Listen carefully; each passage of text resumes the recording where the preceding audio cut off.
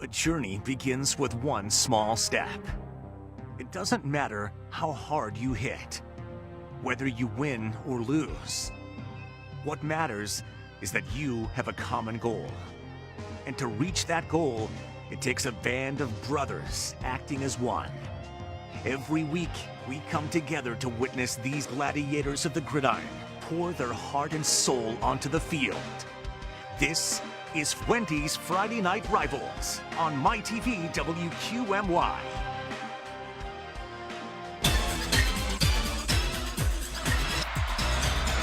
This is the legendary Crispin Field, where tonight it's a Wyoming Valley Conference clash between the Dallas Mountaineers and the Berwick Bulldogs. Good evening, everyone. I'm Bob Ide, and welcome to Week 2 of high school football. Joining me in the booth is a Hall of Fame coach, a Hall of Fame player. He's in Canton, Stan Kaharski. Coach, let's talk about Dallas first. A big win over Coughlin last week. It appears this Mountaineer team might be back. Well, it's a great start of the season. They really did a good job against Coughlin, and Richie Manello, their head coach, is very optimistic about where they're headed this year. Even though they're relatively young, he feels that they've had a great offseason. His younger players that got some experience last year, a lot of those freshmen or sophomores playing like juniors, so he's very optimistic about tonight's game. One of those sophomores is our Plaza House Furniture player of the game. He's a running back, Lenny Kelly. Well, 206 yards, 4 rushing touchdowns, 1 pick for a return for a touchdown. Obviously, his offensive line must have done a pretty good job, but that's an impressive opening night for a young man like that. Our other Plaza House Furniture player of the game for Berwick is a jack of all trades. It's Evan Klinger. Again, he's going to be the go-to guy for Frank's team. He had a great game last week against Hazleton, and I'm sure he's going to be a leader on this football team. When we come back, it's the starting lineups and the opening kick. It's the 20th meeting between these two teams. Berwick has won the last 6. Can the Mountaineers break that streak tonight? We'll have that for you next. This is Friday Night Rivals on MyTV WQMY.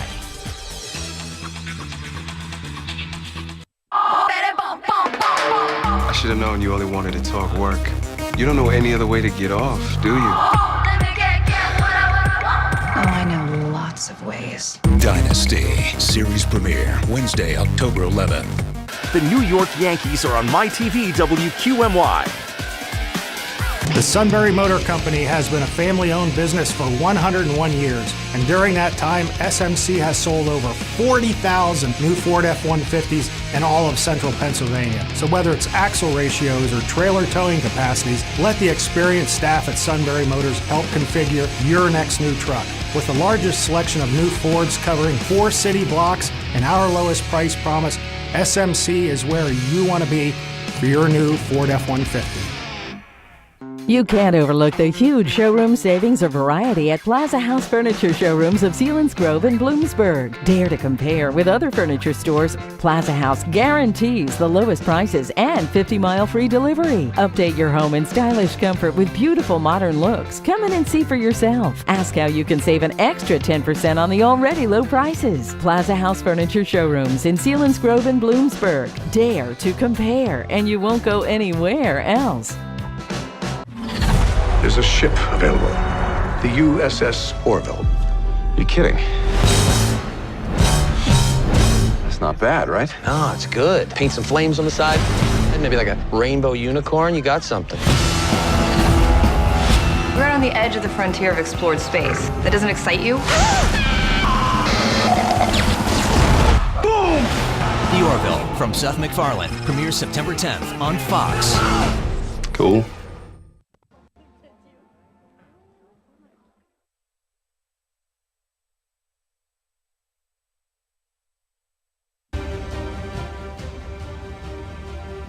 Here come the Dallas Mountaineers, 1-0 on this early season. They'll be taking on the Berwick Bulldogs. Their home opener tonight, also with a big win last week. They beat Hazleton 24-7. Welcome back, everyone, to Crispin Field in Berwick for Friday Night Rivals. Dallas, Berwick gets set to clash, and not only is this a clash in the Wyoming Valley Conference, it's a clash between two old friends. And for more on that, we joined a third member of our crew tonight, Aaron Dugan.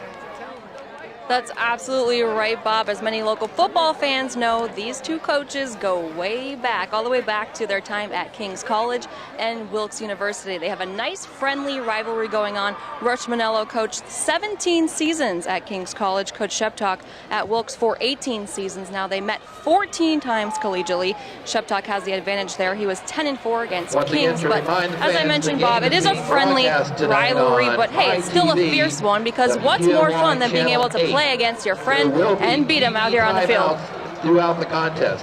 Well, thank you, Aaron. That will be an interesting talk after the game. The weather tonight, beautiful for high school football, 64 degrees, partly cloudy, sun is setting, and the wind is minimal. So Stan Kaharski, we're ready for week number 2. Last year, 42-0 Berwick. Definitely, we think, a better game tonight. Absolutely. Both teams stood out the first weekend, and this should be a great game. It's two great rivalries, two coaches that are very close friends. So Dallas won the toss. They deferred. Nate Moransky teeing up. Back to receive, number 8, Evan Klinger. So we are underway at Crispin Field, week number 2. This is Tegan Wilk, number 7. He brings it up to the 15-yard line. Time now to check out our Toyota starting lineup. For the Bulldogs, we'll see Forrest Klinger and Shoemaker up there. Alex Cat Force in for Jarrett Marshman, who was injured. The receivers, very good. Beckhorn, 6, and last year had 10 catches. Up front, big and strong. Just 2 seniors, though, Monaco and Struther.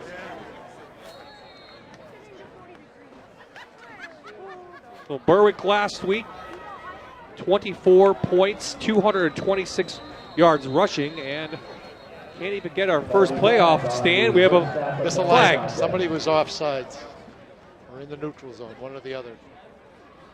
Looks like Dallas was in the neutral zone, Bob. So you would think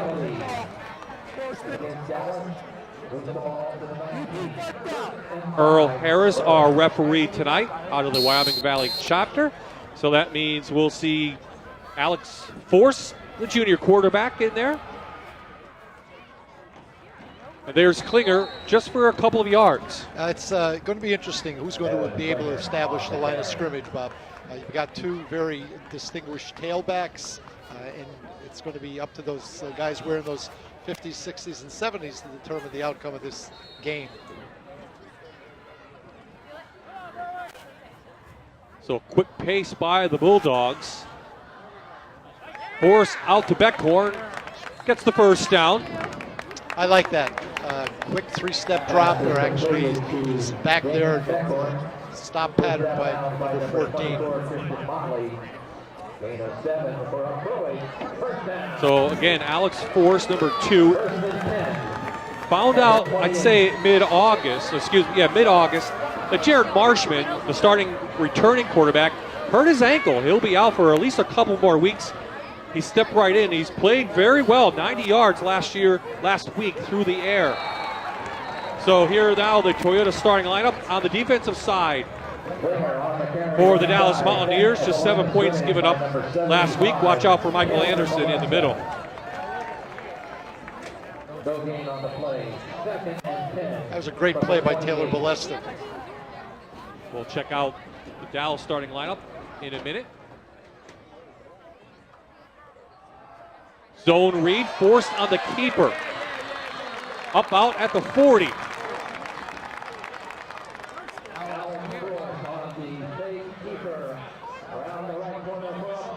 That's a great mesh, and it's a smart play by Force to step out of bounds. Intelligent.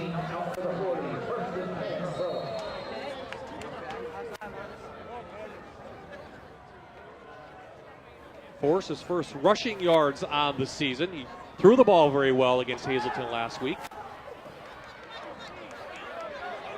Beckhorn on the outside.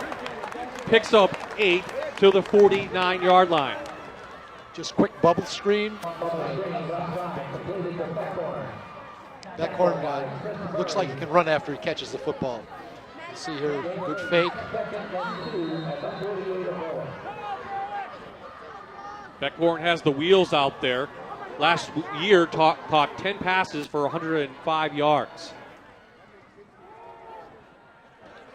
Force with a big gap inside Mountaineer territory. That's one of the things about this spread offense. You have to defend that quarterback. He's a running threat, as Force appears to be. That's 2 rushes that he's already had. Now the Toyota Dallas starting lineup. Up front, watch out for Michael Anderson in there, 280 pounds. Linebackers very active, David Schuster in the middle. And the secondary is young, but again, very powerful. Lady Kelly right there, too. So a bit of a mishap on the snap stand, but right into Klinger's hands for a nice gain. Yeah, and he looked like he knew what to do with it.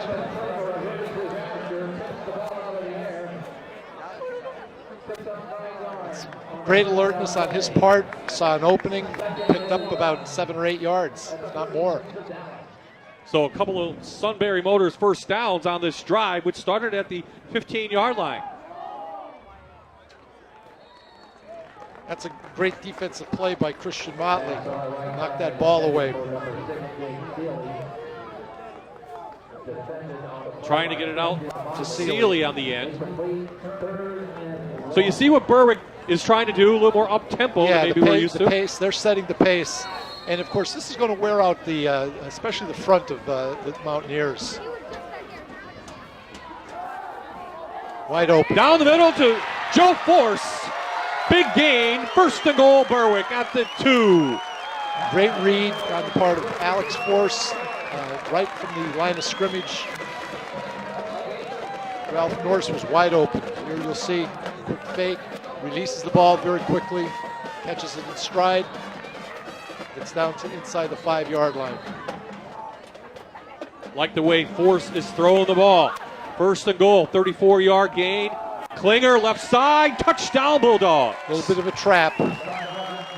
That's a Plaza House Furniture touchdown on the opening drive for Berwick. A little bit less than 3 minutes, they were able to cover 75 yards. Very impressive first series for the Berwick Bulldogs. Here we go. There's a pulling by the tackle. Forcing it into the end zone. Klinger, excuse me. Ken Marshman in for the extra point. It's up, and it is good. So the Berwick Bulldogs go 8 plays, 75 yards, and they score first in this big game here at Crispin Field.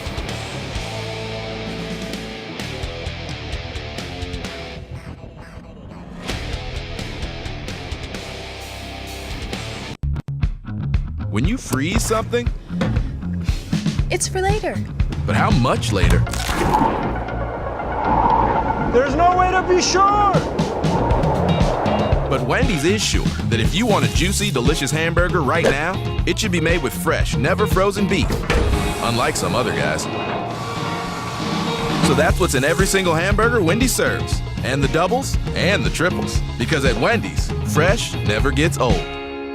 You can't overlook the huge showroom savings or variety at Plaza House Furniture Showrooms of Selinsgrove and Bloomsburg. Dare to compare with other furniture stores. Plaza House guarantees the lowest prices and 50-mile free delivery. Update your home in stylish comfort with beautiful modern looks. Come in and see for yourself. Ask how you can save an extra 10% on the already low prices. Plaza House Furniture Showrooms in Selinsgrove and Bloomsburg. Dare to compare, and you won't go anywhere else.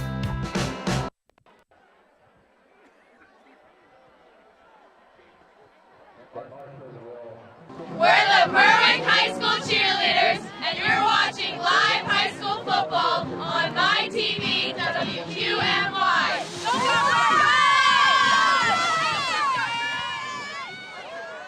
So Frank Sheptock's team gets on the board first. He's happy about that kick from Marshman. It went all the way out of bounds, Stan. Let's go back to that drive, the pace. They got running in there, and they had passing. They certainly did. They set the tenor for what they want to do during the course of this game. Okay, you'll see if the guard pulls, traps, makes a nice cut by Klinger into the end zone. This is going to be interesting here, Bob, to see if Dallas is able to answer that first punch. So Michael Starbuck comes in, number 7. He's just a sophomore. Last week threw for 116 yards and a touchdown. He also can run the ball a little bit. He's got some wheels. He's a southpaw.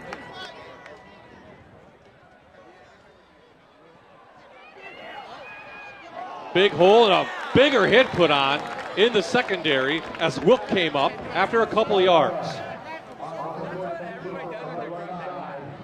Here's the Toyota Dallas offense. Schuster, a big fullback, has some experience back there. The wide receivers as well. Watch out, Chris Murray.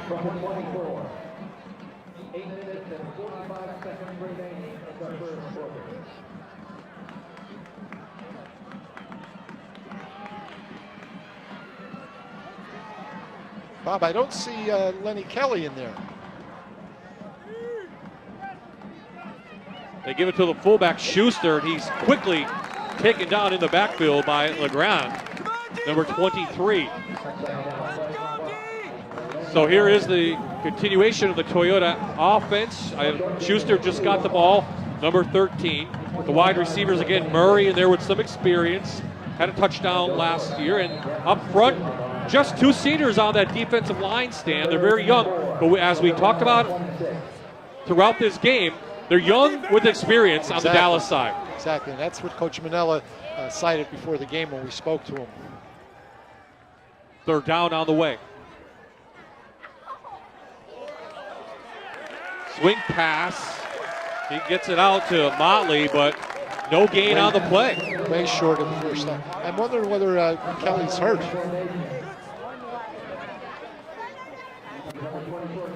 Check that out, Coach. Number 42 not on the field for Dallas. So a punt now. Moransky comes in, 31-yard average. Klinger and Wilk back to receive.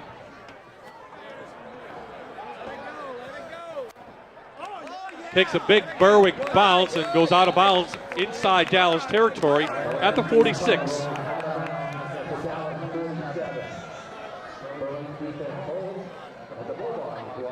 So Coach, Dallas is up now. If you're thinking Berwick's up. If you're thinking on the Dallas sidelines, you go, oh no, here we go again. We've lost 6 straight to this team. Well, I see Kelly as safety. He's out there as the right safety for the Mountaineers, but he was not on the field for that first offensive drive. So Alex Force comes on. 3 of 4 on that first drive that led to a touchdown.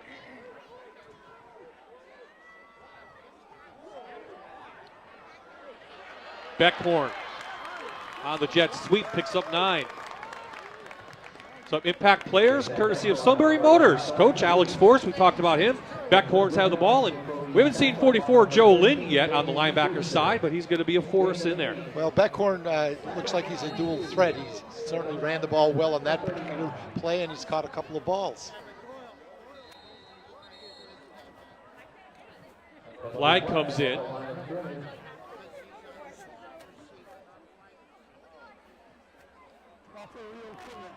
And it looks like an equipment penalty or something.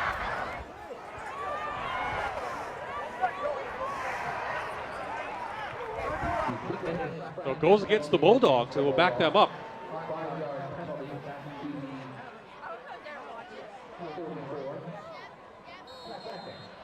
So they lose 5 yards. I'm not sure if he had a mouthpiece or something. I'm not sure what it was. So 2nd down and 7 on the way. Ball in the air, and it is incomplete. Almost picked off by Moransky. See who got a hand on it first, Coach. One of the linebackers. Yeah, number 13. Schuster. Here, look at it again, a different angle. Yeah, it was a pretty hard thrown ball.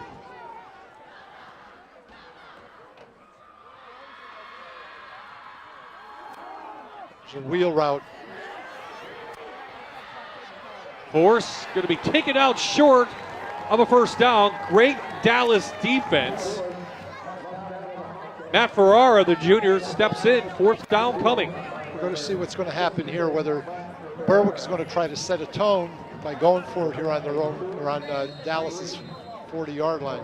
It appears that they are.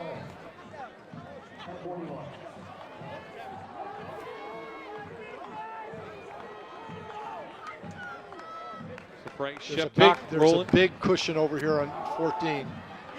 Klinger with a big push from his line. It's going to be close, though. It appears that he's got it. I guess as a coach, it's close. You have to trust your offensive line. Well, they've established that they're controlling the line of scrimmage at this particular point. I know it's only the second series, but Dallas is going to have to pick their game up a little. Alex Force has been impressive this first quarter.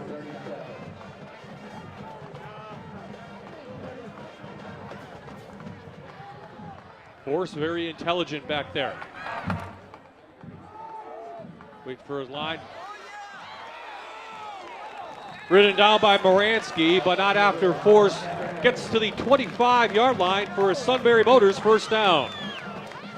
Force has got good DNA. There's been Forces at Berwick for quite a number of teams.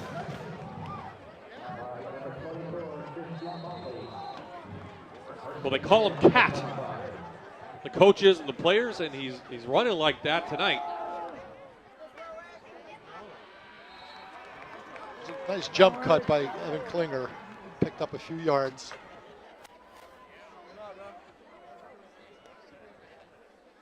So one of our Berwick Toyota keys to the game, force Dallas to defend the whole field, and that's exactly what they've done. Exactly. I mean, we don't have the breakdown yet, but there's a pretty good balance between throws and running plays. And they stretch the field by getting it outside to Beckhorn, I think. Yep.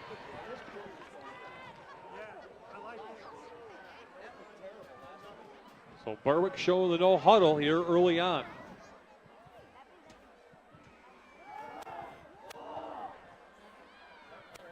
Beckhorn just short of the 20. Third down on the way. Dallas is facing a lot of different looks here in terms of the offensive sets and the play calling.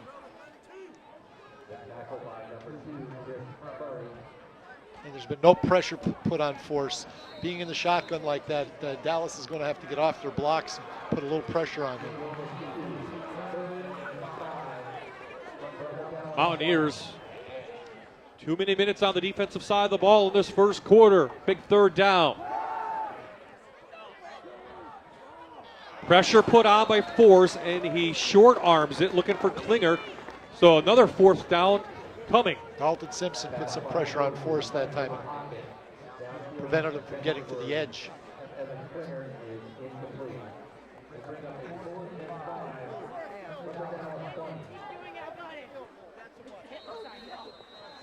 So Coach Sheptock does have Ken Marshman with a nice leg. He made a 27-yard field goal last week.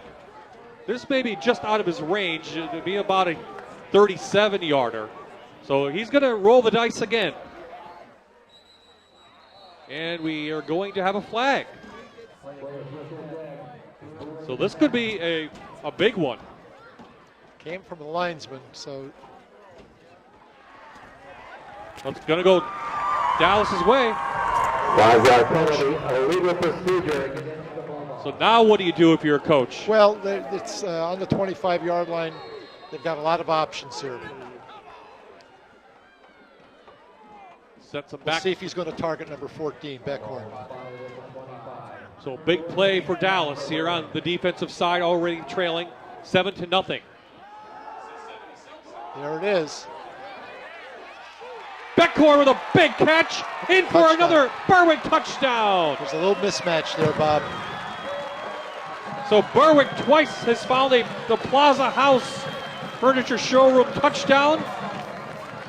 And that was a huge pass to Damon Beckhorn. High pointed the ball, got up, caught it. You'll see here, it's up. That's what you teach your receivers all the time, to high point the ball. Catch it at its highest point.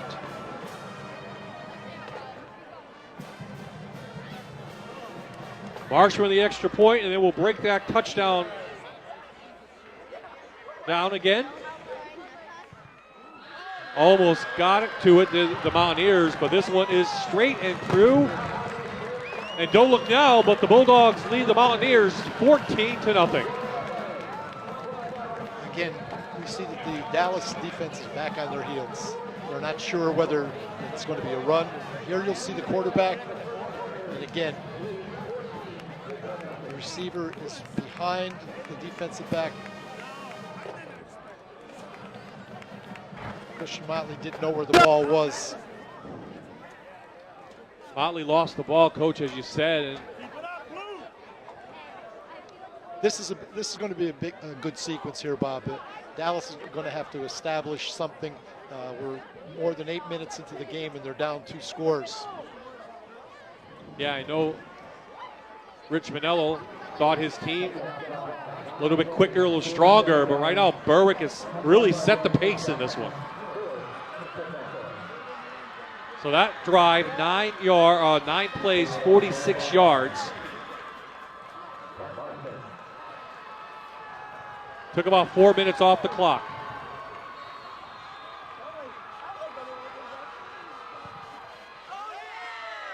Nice long kick, and again it sails into the end zone. So the special teams battle being won by Berwick also. So Dallas needs some of their players to step up. So we'll take a look at the Sunbury Motors impact players for them. It starts, I think, with their quarterback. It does. He's thrown the ball, I think, just once or twice, but he hasn't thrown it downfield, so that's going to be interesting. And Murray, the receiver, and we saw Schuster get his hands on that tip on the linebacker side. So we see Lenny Kelly back in the I formation now, the tailback.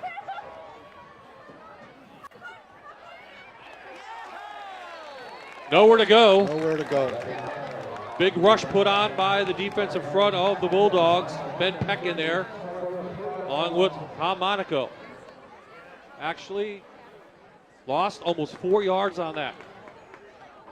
The front of Berwick got a lot of penetration that time. Kelly wasn't even able to get out of his own backfield.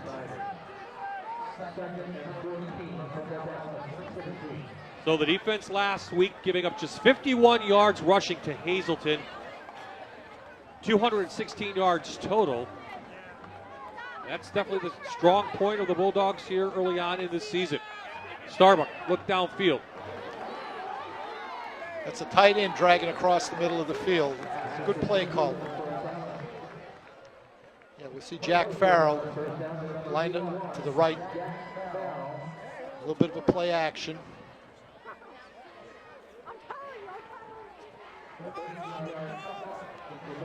Starbuck delivers the ball right on the money. It's third and very, very short. They need to pick this up. Yeah, the defense has been on the field way too long, and even though the players go both ways, playing defense is a lot harder than playing offense if you're a lineman, right? It can be tiring, especially if the pace of the game is as it is. They go right over Simpson, the big center. Starbuck up for a Sunbury Motors first down to the 35. I like that on the part of the offense. They just wedge block it and let the quarterback get his yard or two that he needs. Here's the Toyota starting lineup for the Berwick defensive line.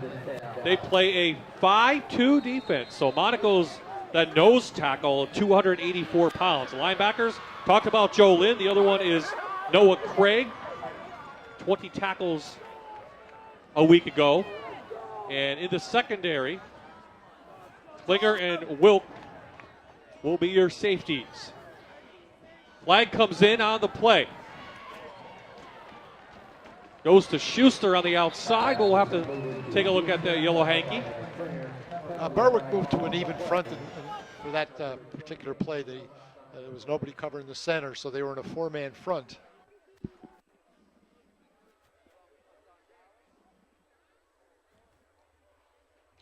Looks like he's talking to the Berwick captain, so it's going to go against Dallas. We'll see what it is. If this could be a big play, just an illegal motion. So it's just a 5-yard penalty, but the way Dallas is moving the ball, You need all the yards you can take. Kelly just came back out of the game. See Schuster's in. He's the single back.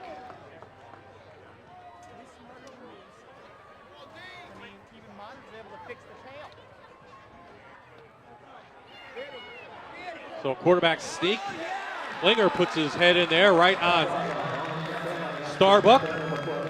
Gain of 5. Little quarterback draw. They get back to the initial line of scrimmage, so it's 2nd and 10.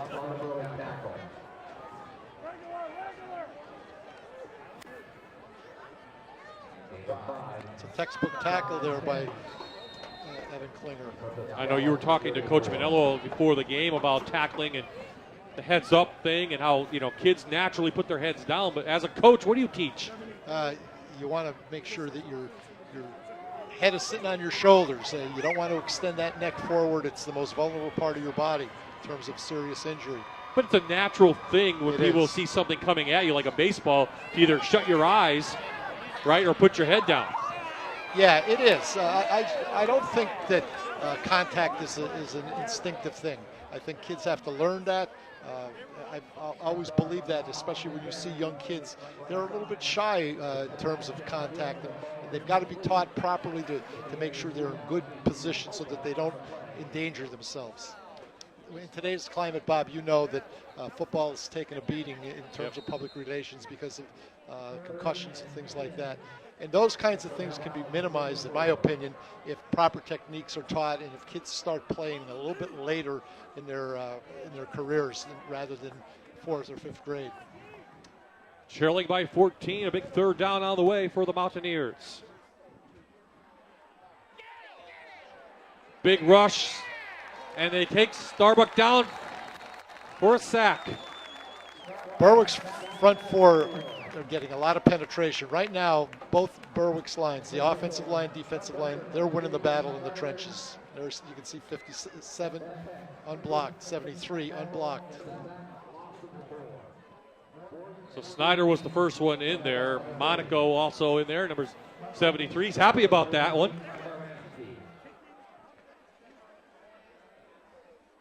So Dallas content to run out the clock, and when we come back, they'll be forced to punt it back to Berwick, and it's the Bulldogs who have taken it to the Mountaineers. There in the first quarter, they lead 14-0. Welcome to Toyota's National Clearance Event. I need something reliable. Camry's reliable. It's also a great car to pass down. Huh. Yeah, this will be yours one day. Thanks, Pops. I thought I was getting it, Dad. Oh, well. No, me. Looks like you got it all figured out. Oh, yeah.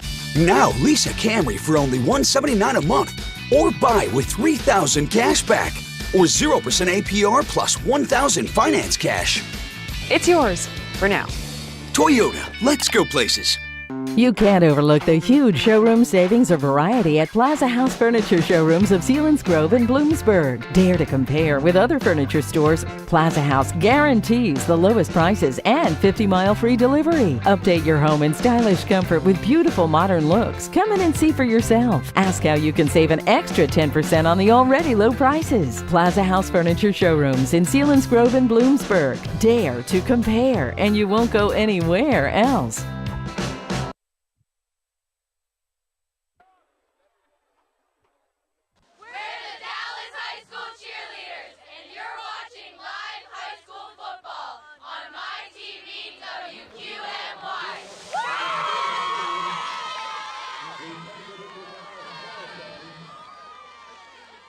Welcome back. We are inside the Sunbury Motors press box, live from Crispin Field in Berwick. It's the Bulldogs taking it to the Mountaineers 14-0 as we start the second quarter. Bob Ide, Stan Kaharski, and Aaron Dugan, glad you could join us. Dallas punts it away. Coach Berwick again starting their second drive in a row inside Dallas territory. Bob, speaking with one of Berwick's assistants before the game, he said if they could get on top early, he was very confident that they could control this game. Last year, 42-0 was the score. Berwick handed it to Dallas up in the back mountain. And coming in, I think we both expected this game to be a lot closer. But really, Berwick's come out with some tempo, They established what they needed to establish, and they're spreading the field around. They are. And again, as a coach, I want my team to control the line of scrimmage on both sides of the football, and that's exactly what the Bulldogs have done. And unless Dallas can come up with some solutions, it's going to be a long night for them.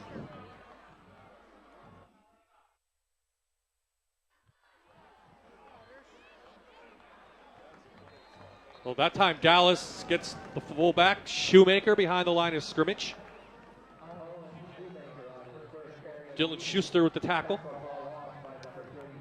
There you can see a lot of white shirts in the backfield. And that's a good sign for Richie Manello's crew. Sean Kuba there, the first, get the Bulldog. Rich Manello looking on. Here comes the blitz. They pick it up. That time they put pressure on Force and forced him to throw it away. Yeah, he stepped up in the pocket and tried to just dink the ball to one of his running backs, but it hit the turf. That's a good stop for Dallas. See if they can field this punt and get some field position. I don't think they've been near the 40-yard line for that first quarter in the couple of possessions that they had. So one of our Toyota keys to the game, Coach talks about it, getting off the bus and ready to play. Were they ready to play? That's one thing I could never master, to get in kids' heads whether they're ready. I always used to say to myself, how could they not be ready? Yeah. But one team might come out and do something different. Maybe Berwick's doing that no huddle, and they weren't expecting it. So young kids, that's how they react. So this punt by Marshman takes a big Berwick bounce, and Dallas will start this drive 95 yards away from the end zone at their own 5. Aaron Dugan's down there with a report. Aaron, what do you have? Well, Bob, as the people in this area know all too well, the effects of a major flood are lasting and devastating. That's why Fox 56 is teaming up with the Salvation Army to help the flood victims of Houston. All you have to do is text Harvey NEPA to 41444. It's on the screen. Harvey NEPA to 41444. Donate as little or as much as you'd like. Every dollar helps. And the best part is every dollar goes directly back into the cause. No middlemen. You can be sure that when you're donating, you are helping a flood victim. So it's Harvey NEPA to 41444. It's part of our Standing with Texas effort, and we thank you so much for helping. Back to you guys. Thank you, Aaron. High school football is big in Pennsylvania. It's bigger in Texas. Absolutely. And the images we have seen on the news have just been heartbreaking. They have been, Bob. The response on the part of the rest of America has been just overwhelming. Those poor people in the Texas area, in and around Houston, have a lot of years ahead of them to recover from this, and it's great to see the American public rise up and help them out. Second down on the way for the Mountaineers.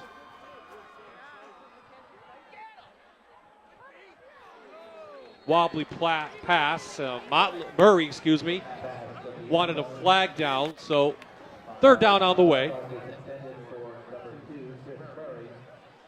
The Mountaineers have not been able to establish any type of rhythm to their offense.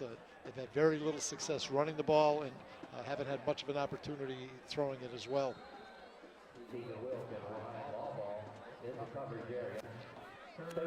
So third down on the way. 1 sack already for Berwick tonight. Starbuck and the other quarterbacks last year for Dallas were sacked 15 times on the season. Again, a 4-man front by the Bulldogs. They get it to the tight end Farrell, and he jumps for the first down. Where are they going to mark it? Looks like it's going to be either right on the line or a little short. The mark is going to play a factor. They're going to be a yard short according to what I'm looking at. Right at the 14. Let's see it again on the replay. It's where he stepped out of bounds. That's where they're going to mark it. Another punt coming up. Again, Berwick's winning the field position game as well. Yeah, except for their opening drive, which started on the 15. They drove the length of the field for their first touchdown. They started the last 2 drives inside Dallas territory. Moransky's kick high. Klinger fields it. And we're going to have a flag coming way back. Good open field tackle, too, by Schuster. Imagine this is going to be on Berwick. Maybe a hold. So a couple of Schusters out there. This one is the younger one. It's Dylan who made the tackle.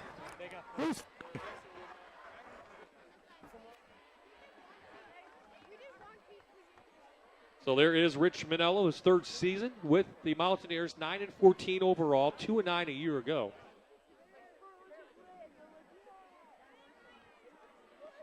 Legal block in the back going against the Bulldogs. So a break for the Mountaineers will push the ball back to the Berwick 43.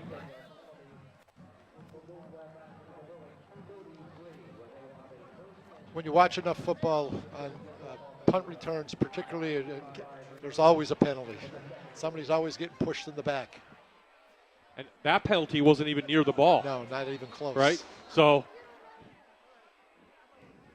those are the ones, as a coach, you probably drive you nuts. They do. Here's Alex Force back on.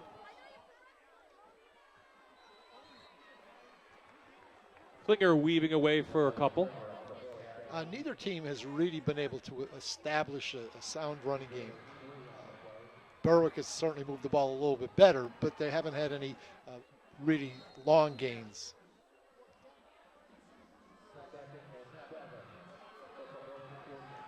Don't see a lot of high school teams going to a no huddle, huh, Coach? Well, it's moving into the high schools more and more. Not so much around in this area,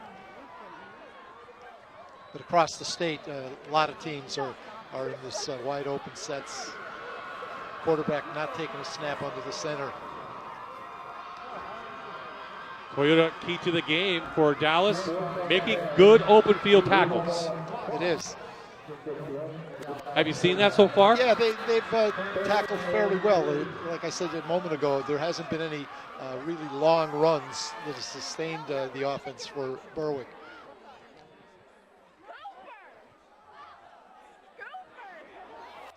Speaking of open field tackles. Great open field tackle. How about number 29, Matt Moransky, the sophomore, comes in, and he stuffs Shoemaker.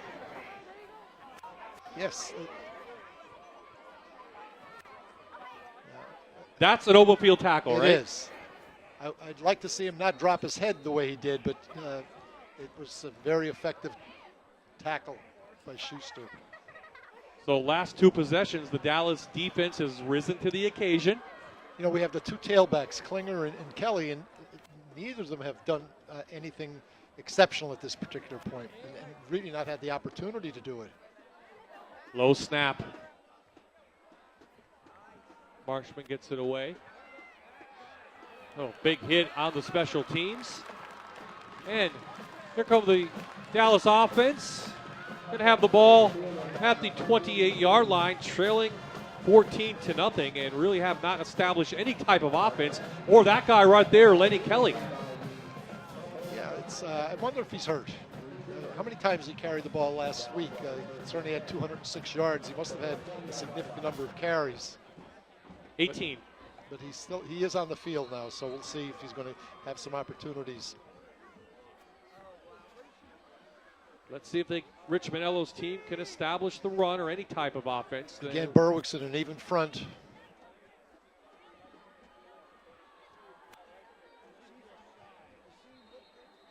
That's going to be a motion penalty. Yeah, the outside. The wide receiver took off. Before the snap. Delgadio, I think, was in motion, 23.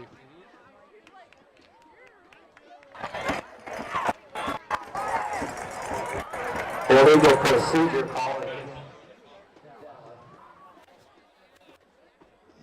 Yards are hard to come by for Dallas, and they're not helping themselves with these senseless penalties.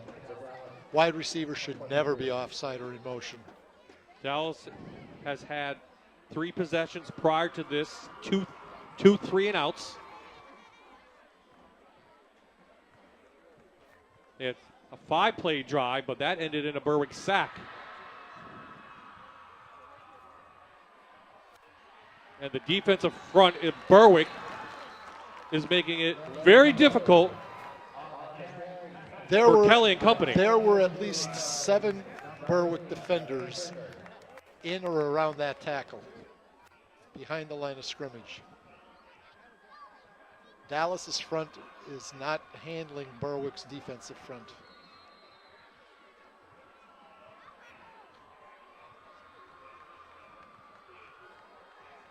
Dallas offensive line has 2 sophomores, a junior. Brian Sheptock's team controlling both lines of the ball. Starbuck with time over the middle, and big hit in there on a defensive receiver, and I didn't see who caught that one, but we know who made the hit. We'll take a look at it again, and you can see that from up here. That's Ryan Laubach. This is what's got to get out of football. This receiver is defenseless.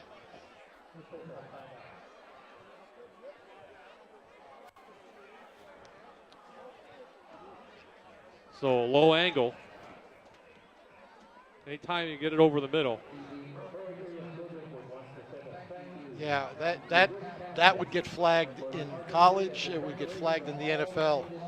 So with that, and I think Richie Manello's out there telling the officials that should be the case. So he gets up. Chris Murray running off the field. We'll be right back. This is Friday Night Rivals on MyTV WQMY.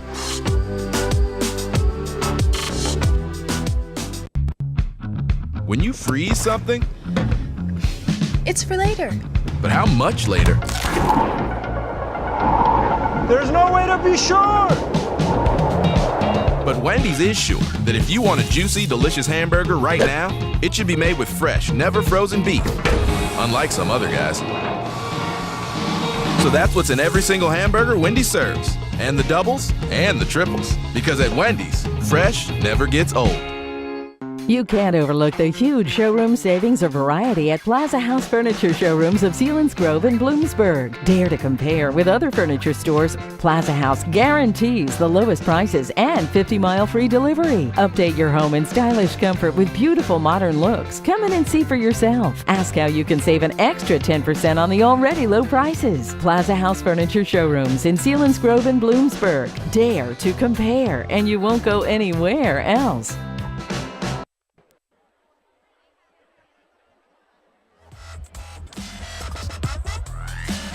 We are back at Crispin Field, Friday Night Rivals, presented by Wendy's. The Bulldogs up 14-0.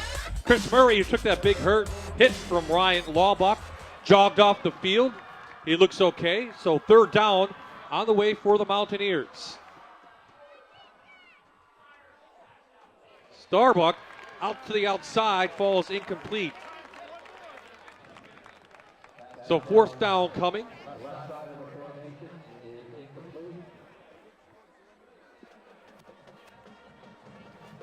Coach has another angle at it, but Chris Murray taking the hit. You see it right there.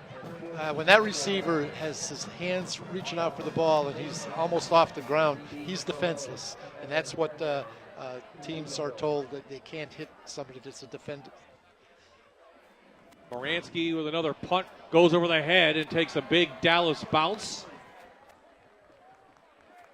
So the defense has risen to the occasion for the Mountaineers. They just can't get the offense going, but they still trail 14-0, 6:33 remaining in the half. Although Berwick has dominated this game, they certainly haven't put it away. If Dallas can get their offense moving a little bit better, we should have a good second half.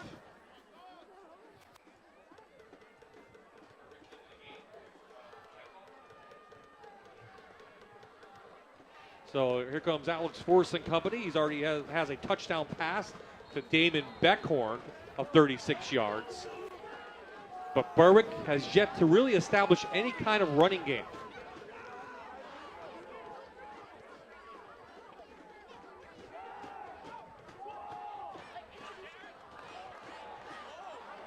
Flag comes in behind the play.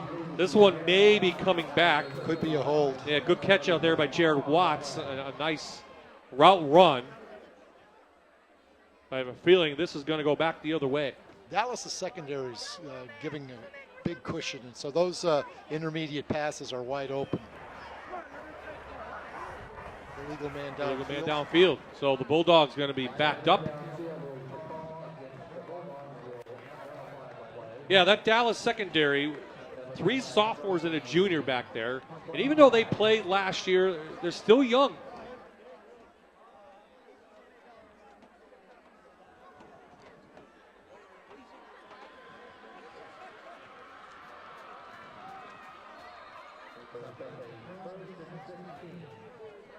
Chris Murray, number 2, is back on the field.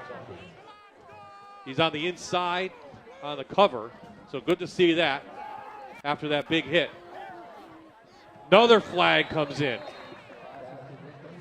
This looks like it's in the area that we see holding. So Berwick going the wrong way after a very good start.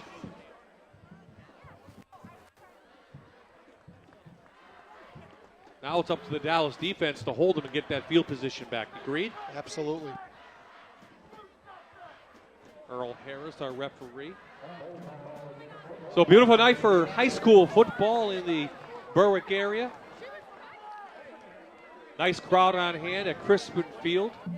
Inside the 10-yard line. So this is the best field position that Dallas's defense has had. Yep. It's still first down. First and forever. Yep. They have to get to the 36-yard line for a first down, do the Bulldogs, but they do have 3 downs to do it. Another flag. So motion penalty. The pace of this game is definitely slowed down in the past 3 minutes. And Berwick going the wrong way. This will drive Coach Sheptock nuts. As it should. Both of these coaches, very old school, good teachers of the game. Coach, would you agree? Very disciplined. They want teams that are disciplined. If you watch Dallas for the national anthem, they were lined up in a straight line. Regimentation is what Richie wants from his kids. That's a good open field tackle on Klinger, who really has not gotten a goal in all, and Chris Murray on the tackle. Ball's out to the 10. Second and 31 yards. What have you seen from the Dallas defense in the last 3 possessions? Well, they've scrambled to the ball. They haven't allowed big plays. It's a short passing game that I think is hurting them more than anything else. Yeah, David Beckhorn caught that 1 touchdown. He hasn't caught one in a while. There he is on the outside. Another open field tackle, and they're going to call it down. Good tackle by Murray, though. In this situation, you can give those passes up because, again, they have 30 yards to go. As long as you scramble to the ball and tackle, you're going to force them to punt. So it's 3rd and 20 now.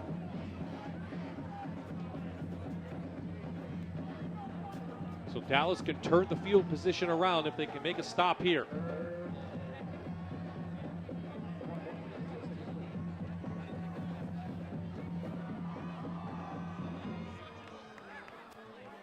Little bubble pass. Berwick playing it safe. Yeah. Beckhorn taken down at the 20. I like the matchup on the far side of the field, Bob. The receiver from Berwick versus the defender from Dallas. He's really on an island, and I don't think it's going to take too long for them to decide to attack that. Although Beckhorn seems to be the go-to guy here. Dylan Schuster over there, number 21. Kelly's deep. Let's see if he can field this and do something with it. Alex Sharkuski, the junior, in to make the punt. High snap. They're going to run it. Dallas is going to get great field position on special teams. High snap. Okay, this is going to be Dallas's opportunity to get right back in this game.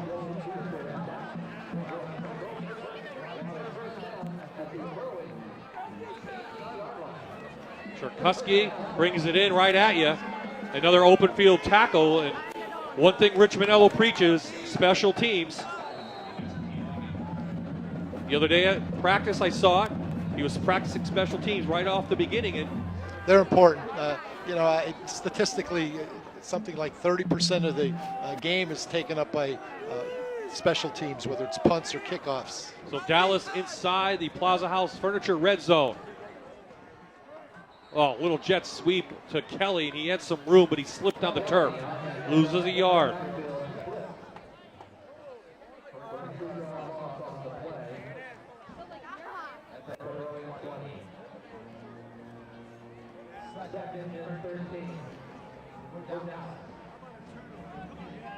Dallas does have a good field goal kicker, even though they're looking for a touchdown. Moransky had a 27-yarder last week. We know the Mountaineers, though, want to see that Plaza House end zone.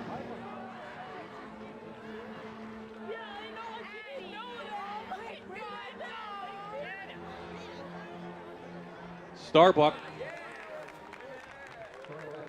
running a little bit ahead of his offensive lineman out there. Maybe should have waited a split second. Yeah. Might have got a block. He did.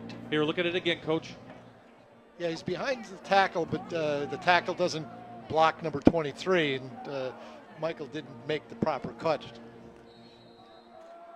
Again, Starbuck just a sophomore. Did play in 9 games last year. So huge third down on the way for the Mountaineers. I think we're going to see Starbuck get out of the pocket here and change the launch point. Blitz by the Bulldogs, and they sack Starbuck at the 25. Second sack of the night. This one from the outside. It's number 23, Jimmy LeGrand. So LeGrand in there and takes Starbuck down.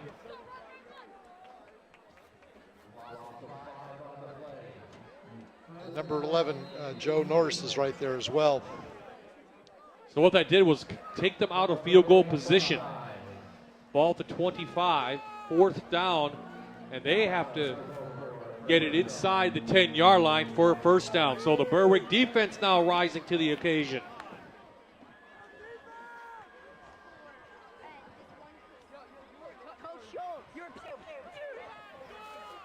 Starbuck to the end zone. Out of the reach of Moransky, and it goes over on downs to the Bulldogs. Berwick's in a too-deep zone.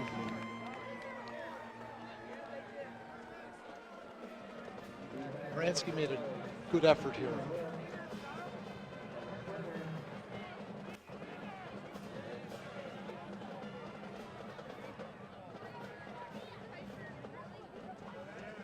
That's the safety that's over there. That was a missed opportunity for Dallas. With 1:45 to go, if they could have gotten some points there, I'm certain they'd go in at halftime with a little bit more optimism. Both teams with their full complement of timeouts. Somebody better get out and cover.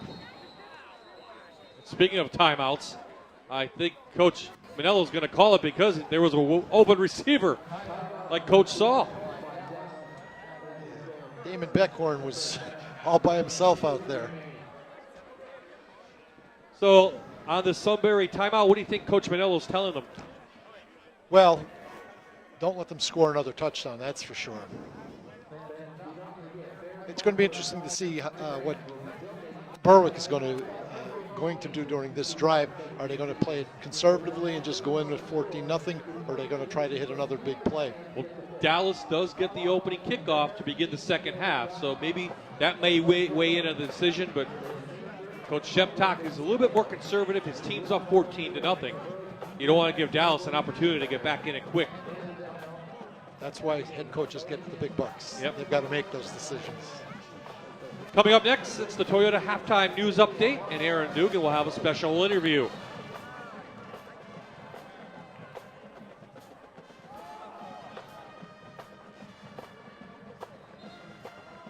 Dallas is defending the run pretty effectively, Bob. Evan Klinger hasn't had a whole lot of space. He's made some nice cuts, but he's picking up 2, 3, 4 yards. Not getting any long rushes. Berwick dominated the first quarter, but things have kind of evened out here in the second quarter.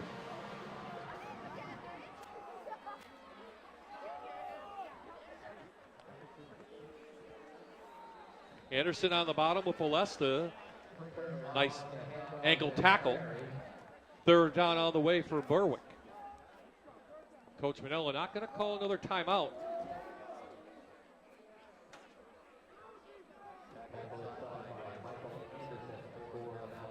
Here, look at it again. Yeah, again, you want to tell your running back, run to space. And if he had made his cut to his left a little bit, he might have gotten a few extra yards. There's a trap. That's the same play that they scored on, Bob. That right guard, number 71, pulls. It's a misdirection play. Klinger moves to his right and then cuts back to the left side of the offensive line. Clock is stopped. Now the clock is going, so.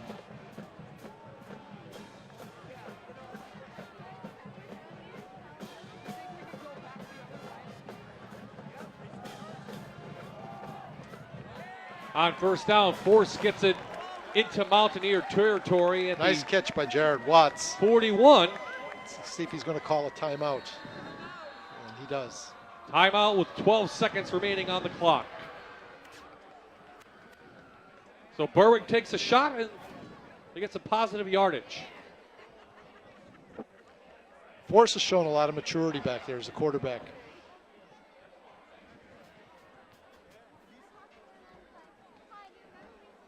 Nice catch. So Berwick calls the Sunbury Motors timeout, trying to add on to their 14-0 lead. They scored on their first 2 drives of the game, but since then, Dallas's defense has played pretty well. The Berwick offense has really been carried by their passing game.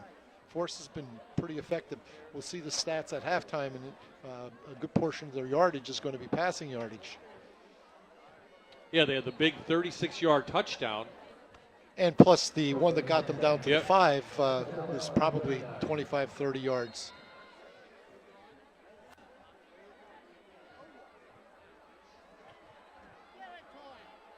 Force down the middle. Oh, Beckcourt makes a beautiful catch going towards the end zone.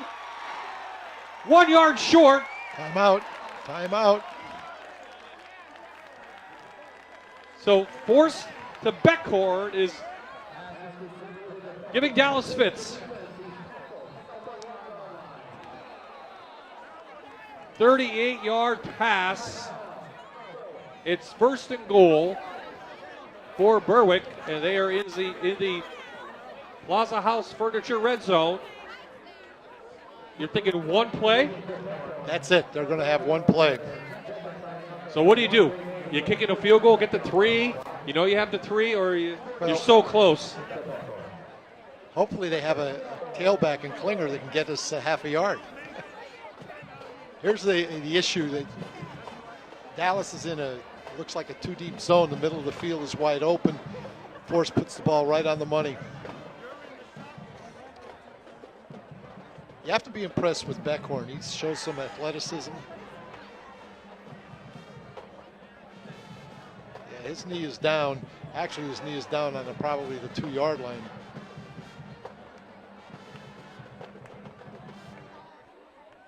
So one play looks like coming the way of Berwick. And well, Schuster's in the backfield. They shift.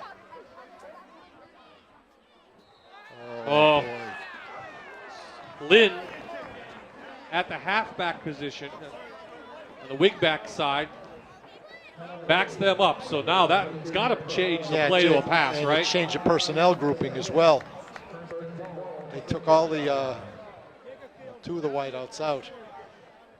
And that made the decision easy for Coach Sheptock. He's going to send in Marshman for the field goal. Take the 3 points if you can get it.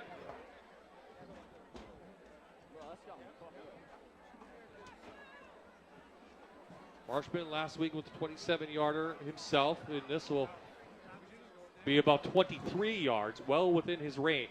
High snap, almost blocked, and it is just inside the upright.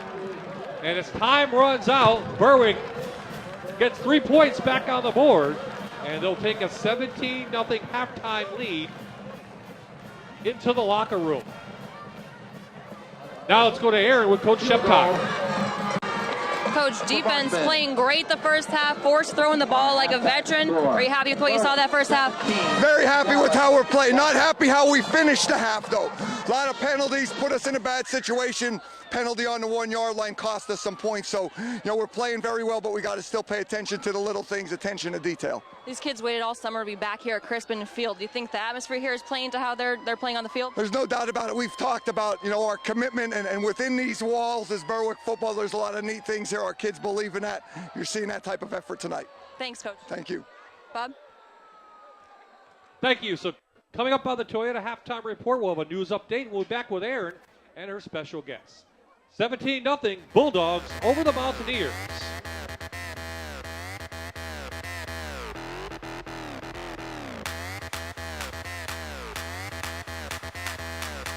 This is Friday Night Rivals on MyTV WQMY.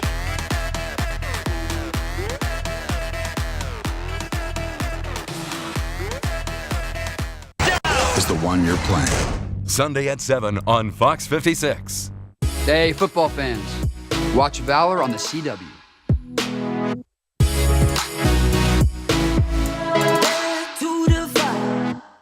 This fall, Adam Scott, Craig Robinson, Ghosted, October 1st on Fox.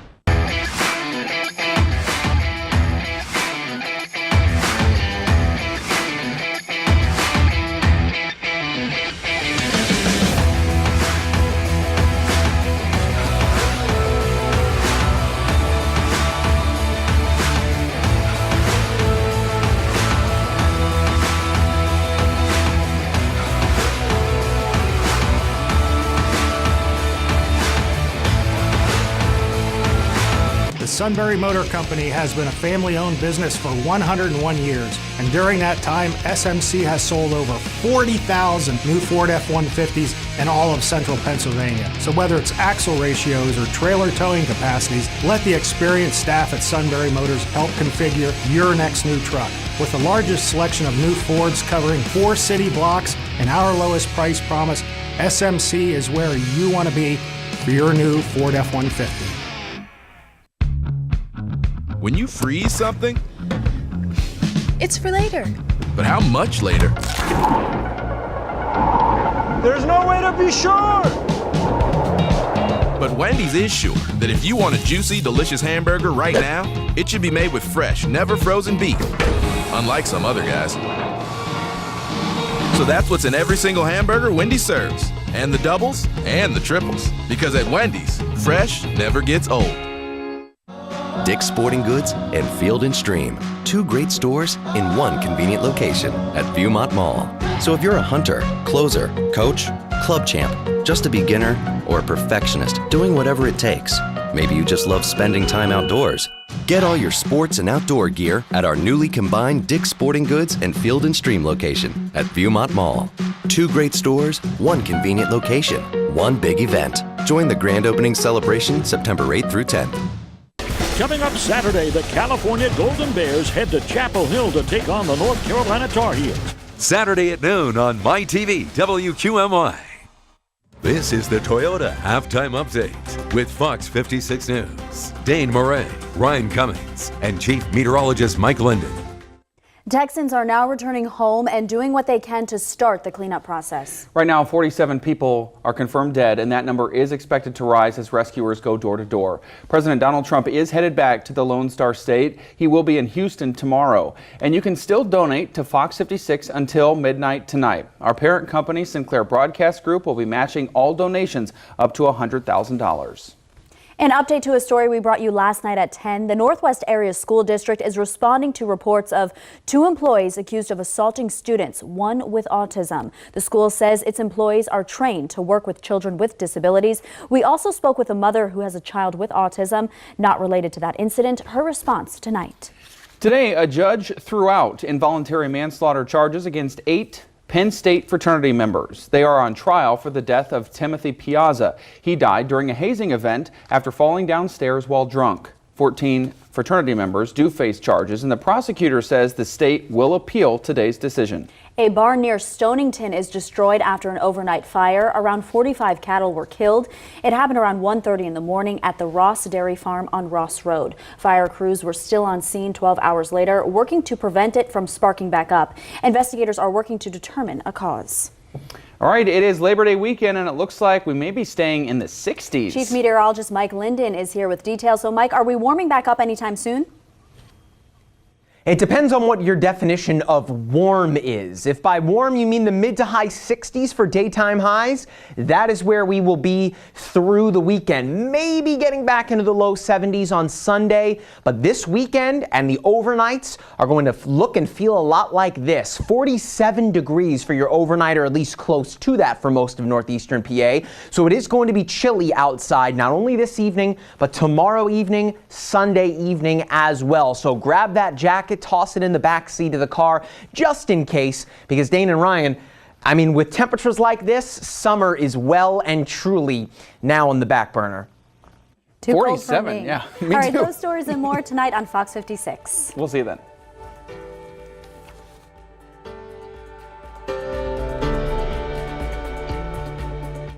Here come the last of our 2017s. Toyota's national clearance event is the best part of summer. And with 0% APR financing and great lease deals, it won't last long. Oh, I'm so excited. You are not alone. Thank you, thank you, thank you. Mwah! Yes! But my job. Lease an adventure ready Tacoma for $309 a month, or buy with 1.9% APR financing. Or get a Tundra with up to $1,500 cash back from Toyota. Save on the last of the 2017s. Come in today. Toyota, let's go places. You can't overlook the huge showroom savings or variety at Plaza House Furniture Showrooms of Sealands Grove and Bloomsburg. Dare to compare with other furniture stores. Plaza House guarantees the lowest prices and 50-mile free delivery. Update your home in stylish comfort with beautiful modern looks. Come in and see for yourself. Ask how you can save an extra 10% on the already low prices. Plaza House Furniture Showrooms in Sealands Grove and Bloomsburg. Dare to compare, and you won't go anywhere else.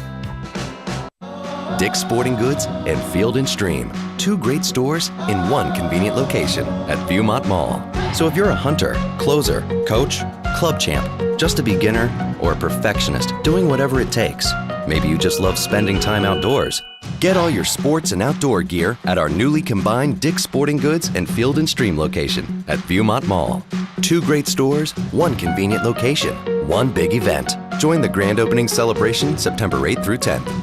The Sunbury Motor Company has been a family-owned business for 101 years, and during that time, SMC has sold over 40,000 new Ford F-150s in all of central Pennsylvania. So whether it's axle ratios or trailer towing capacities, let the experienced staff at Sunbury Motors help configure your next new truck. With the largest selection of new Fords covering 4 city blocks and our lowest price promise, SMC is where you want to be for your new Ford F-150. Everyone wants more. More fun, more time, more money to enjoy life. First Keystone Community Bank gives you more. 3% more with our Keystone Rewards checking account to do more and enjoy life's rewards. More by refunding the ATM fees the other banks charge. More with the Keystone Rewards checking account. With 18 full-service locations and the most current and innovative banking tools available, it's easy to see that our customers get more because they deserve more. We're First Keystone Community Bank. Welcome back to halftime here at Crispin Field, everyone. I'm Erin Dugan, joined by a very special guest now from one of our sponsors, First Keystone Community Bank. This is Leighton Walsh, and Leighton, you are a mortgage services manager. Yes, I am. Thanks. What does that entail? Overseeing the entire mortgage department at First Keystone Community Bank. So Pretty big deal. Yeah. She's a big deal. I enjoy what I do, so that's half the battle. So what made First Keystone Community Bank want to get involved in the community? So we're a community-oriented bank. We like to get involved in all the communities that we serve. So our main office is here in Berwick, and a lot of our employees have children that play here. They play in the band. They might cheer on the cheerleading squad. And so we like to support the kids in school as well as our employees and their families. So. Absolutely, and you guys get out in the community and do a lot of different events. If you could just touch on some of the things that you guys do. Sure. So we have branches in Columbia County as well as the Wyoming Valley and Monroe County. And so we have participated in Relay for Life, the ALS Walk, also Christmas in the Barn at Hillside Farms, and Kabasi Fest in Plymouth. Love Kabasi Fest. Yes, the food is fantastic. Absolutely. So you're no stranger to Crispin Field. You have a rich tradition here yourself. Why don't you tell me about that? Yes, so I grew up here in Berwick, graduated from Berwick High School, and went to games all throughout my childhood and high school. But ever since I came back, I bring my grandfather to the home games, and it's a nice time to bond as well as to watch my alma mater play football on Friday nights. Absolutely. That's so nice. So lastly, First Keystone Community Bank. When people hear the name of that bank, what do you want them to think? I want them to think we are a community bank in the local communities, and we serve locally. We offer every product for you through all different stages of your life. So whether you just had a child and you're opening a savings account, need a personal loan, car loan, or a mortgage to purchase your first home, we want you to think of First Keystone as well as the commercial loan services that we offer. That's great. Well, thank you so much for the info, and thanks for stopping by to chat with us. Thanks, Aaron. Have a good night. You too. We'll be right back. Stay with us here on MyTV WQMY.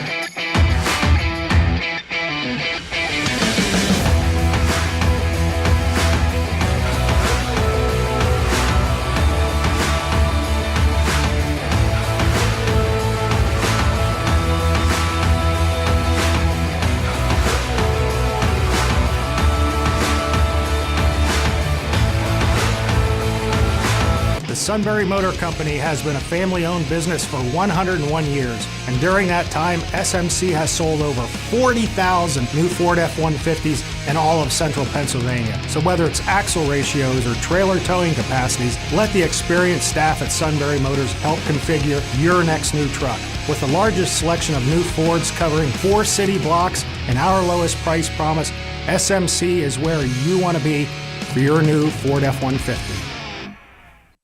Dick's Sporting Goods and Field & Stream. 2 great stores in one convenient location at Viewmont Mall. So if you're a hunter, closer, coach, club champ, just a beginner, or a perfectionist doing whatever it takes, maybe you just love spending time outdoors, get all your sports and outdoor gear at our newly combined Dick's Sporting Goods and Field & Stream location at Viewmont Mall. 2 great stores, 1 convenient location, 1 big event. Join the grand opening celebration September 8th through 10th.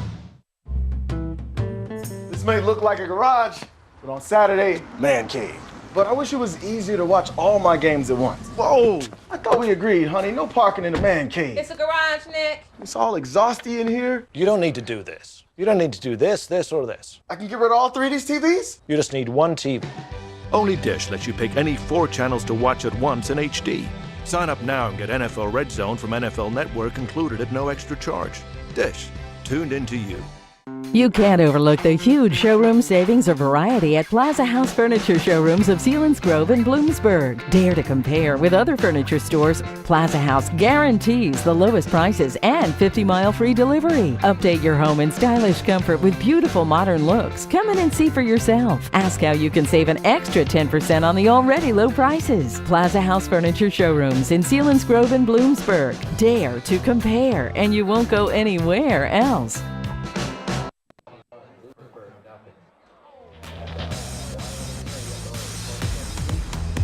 We are back at Crispin Field in Berwick for Wendy's Friday night rivals. The Bulldogs in their home opener leading the Mountaineers 17-0. Bob Ide and Stan Kaharski back inside the Sunbury Motors press box. And Stan, a domination in the first 2 possessions from Berwick, pretty even the rest of the way. It has been, but I think a telling statistic is the total yards that Dallas has been able to amass. It's about 20. One of the things that I remember researching before we came to the game was the fact that Berwick only surrendered about 51 yards to Hazleton last week. So it tells us that their defense is for real. You know, we've said that we thought that they were a 5-2 defense, but they're showing a 4-man front. They've got 7 guys off the ball, and they're scrambling to the football, and that's what you want your defense to do. Well, let's take a look at some of those first half highlights in the first quarter. Berwick came out and established the no-huddle offense. But again, the rushing game took a little bit to get going, but so they had to go to the air, and boy, they go to the legs of force as well.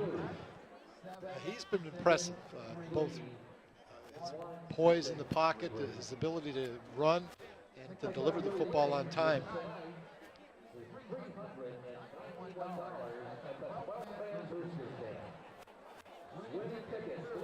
They get it out to Beckhorn. Beckhorn with a big first half. He's been the difference maker. And again, Force finding Norse. This is the second touchdown.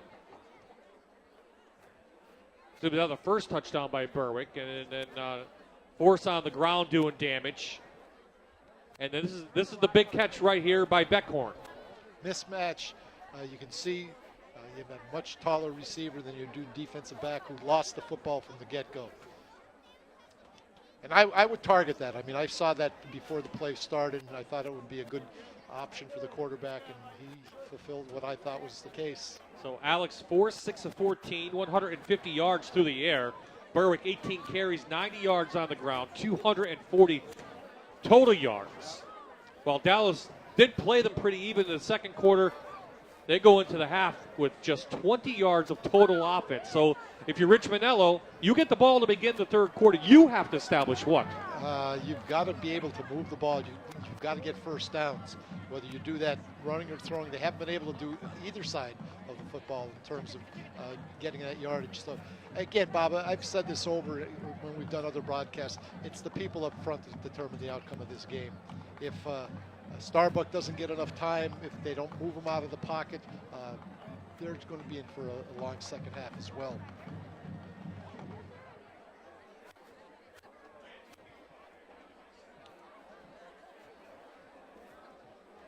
So as Berwick gets set to take the field, we'll take a quick timeout. When we come back, the second half action is coming your way.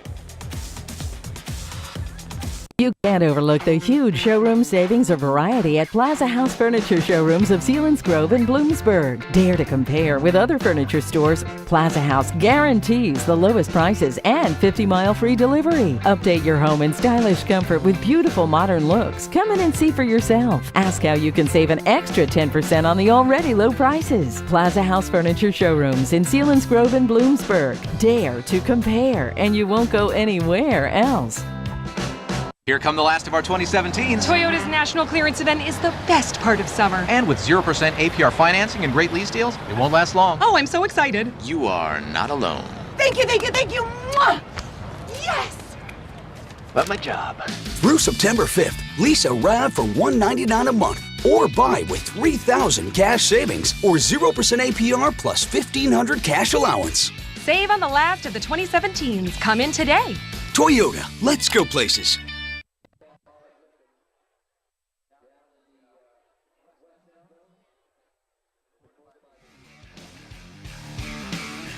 Both teams are on the field. We are set to begin the second half. Week 2 of high school football, and we'll give you some scores. North Pocono beating Abington 30-0. These are all in District 2. Old Forge taking care of Carbondale 26-6. Wyoming area leads Crestwood 18-14. Delaware Valley up on Valley View 14-3. In the third quarter, Dunmore leading Lackawanna Trail 7-0. Also in the third, Western Wayne shutting out GAR. At the half, Blue Mountain over Hanover area 34-0. Hazleton beating Wyoming Valley West in the third quarter 10-7. We'll see the Spartans next week. Scranton High School taking care of Honesdale at the half 21-3. Northwest leading Lake Lehman 19-7 at the half. Myers shutting out Montrose 16-0 at the half. Mid-Valley in the third leading Riverside 14-6. Pittston area shutting out Tunkhannock at the half 14-0. Walpolpack at the half leading West Scranton 10-6, and Williamsport in the second quarter beating Mifflin County 42-6. Nanticoke leading Columbia Montour Voltech 36-7 at the half. So those are your scores, Stan. Scranton, though, coming out looking to go 2-0, and they had to replace Jacob Watts at quarterback. They found one in McAndrew, and they're playing pretty good. They are. Lots of athletes. You could see from their statistics in the Valley West game, they've got a lot of weapons. Bob, Berwick is averaging over 20 yards per pass reception. Unless Dallas is able to counter that, I'm sure that Frank is going to continue to throw those stops and have his athletes pick up yardage. Field position also playing a huge role tonight, Coach. The one time Dallas had the field position on the special teams play, they went the wrong way. Yes, because a big sack. So if you're Dallas now and you're Rich Manello, you want to get back to Kelly, who really hasn't run the ball at all. Hardly at all, and they've not been successful running the ball with anybody else as well. Kelly is in the backfield. They're in a traditional I formation. A sophomore with 206 yards last week against Hazleton.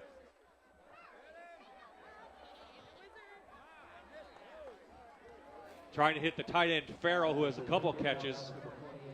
They also sent Moransky downfield. He was open. That was the same play that they completed to Farrell earlier in the game.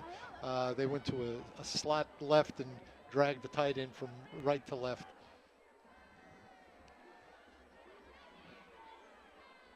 Having a young quarterback, especially one that doesn't have a whole lot of size, I think he's limited in how far he can throw the football.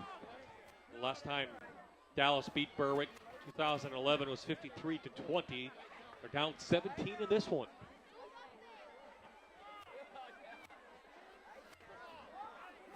Nice push by the offensive line. 3rd and short on the way. That was one of their most productive rushes.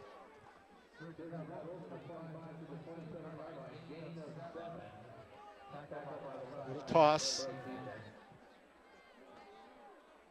Kelly runs real hard. Doesn't go down very easily. It's a big 3rd down here, Bob. You don't want to go 3 and out that first possession.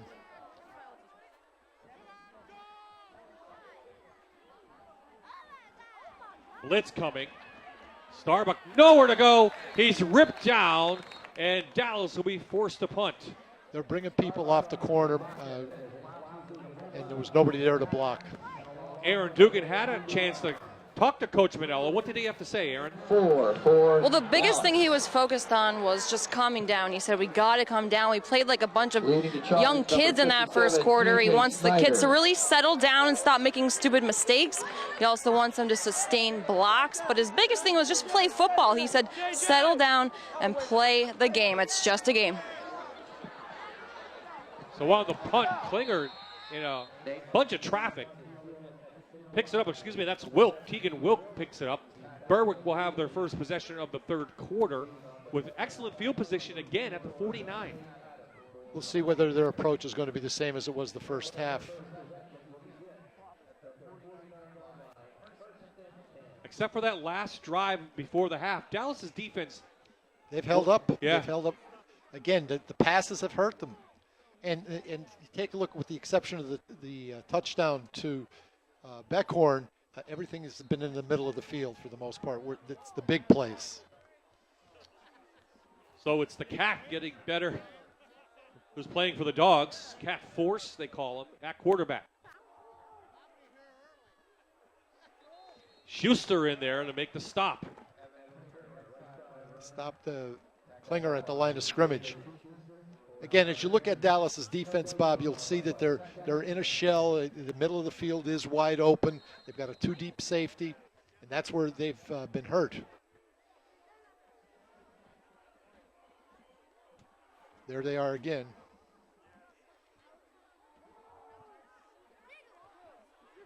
This time, Dylan Schuster, the younger brother, makes the stop. 3rd down on the way, coming for the Bulldogs. Here you'll see Dallas's defense again doing a good job of getting a number of defenders to the football. We talked about open field tackles for Dallas, and they've made some good ones. So a key third down. Force with plenty of time. Tries to get it to Beck corner on the outside. It goes incomplete. Lenny Kelly had an opportunity there, but the ball was a little low. Coach showing Forrest how to work his feet.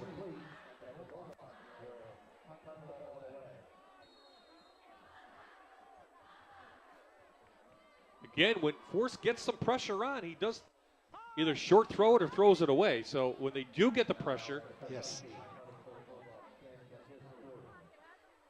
Comes the Dallas. Special team, they got it. They block it. Pick it up. Picked up. Motley still on his feet. Inside the 10-yard line. Christian Motley with a big play. As Coach mentioned, a flag at the 27-yard line. Well, Coach Manello has seen that a couple times tonight. He put the pressure on the punter. As we said, and you mentioned it before, we were at their practices, they spend a lot of time on special teams.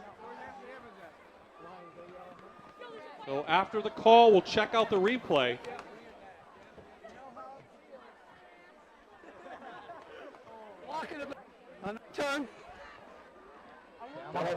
So a block in the back. The flag was at the 27. That should back them up a little bit. But Dallas with excellent field position again. Didn't get a number on the block.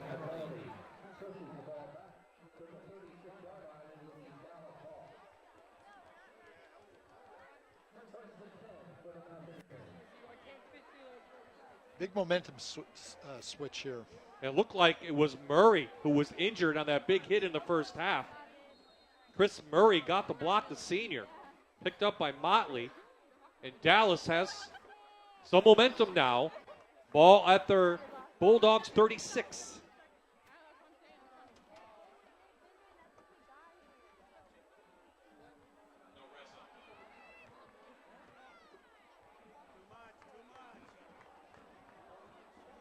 The ball's in the other hand. It's Berwick has the ball. No whistle.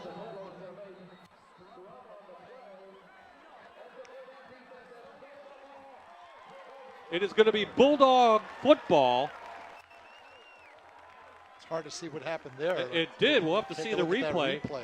But number 19, Alex Parks, looks like he took the ball away. No whistle on the play. We'll slow this one down.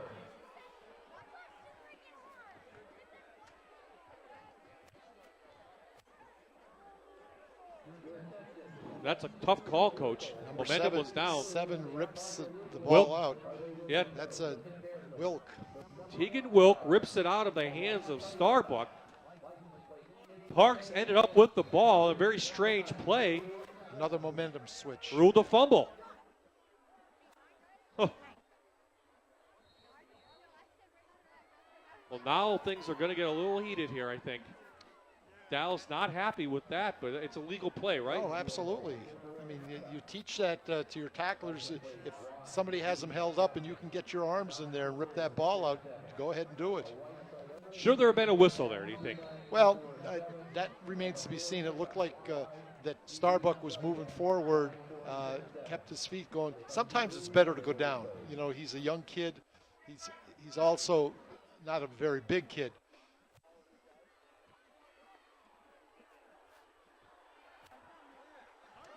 Nice cut. Best run of the night for Klinger. He's got quick feet. He gets into space. He looks like he's going to be a very effective tailback. That's the Sunbury Motors first down for the Bulldogs. He almost had the ball come out.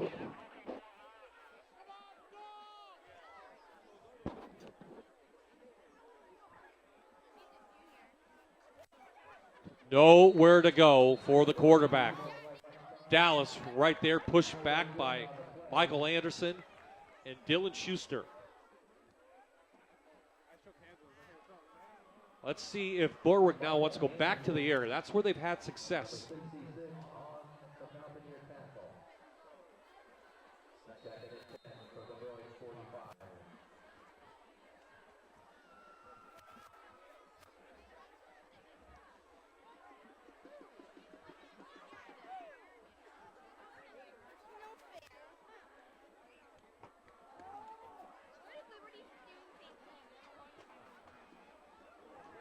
Klinger wrapped up. That's that misdirection play. Where Klinger starts in one direction and plants that outside foot and cuts back. But Dallas's defense playing a lot faster, you know, making things come to them a little bit more. It appears that Coach Sheptock is going to be content at this point to try to rush the ball as opposed to putting it back in the air. Now it's the third and about 7 here. See what he's going to do. Lots of space at the far side of the field for. They get the rush on, and it goes behind his intended receiver and goes incomplete. So Michael Anderson put the pressure on Force. He threw it behind.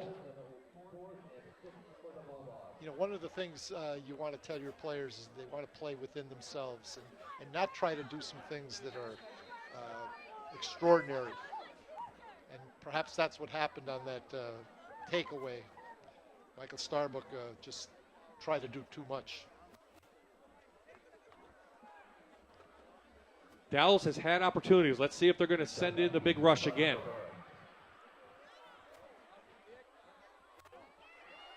Sharkuski gets it away. Oh, Moransky going to be taken down by a host of Bulldogs. And Dallas will have this possession, and it will start near the 25-yard line. So 6:19 remaining here in the third quarter. Neither team has really had any offense to speak of here in this half. Not at all. And the defenses have taken over this game. I think that Coach Sheptock looks at the scoreboard and rather than take a lot of risks, he's going to try to just control the tempo as well as the pace of this game. So Lenny Kelly, a big week last week, not much tonight as the tailback.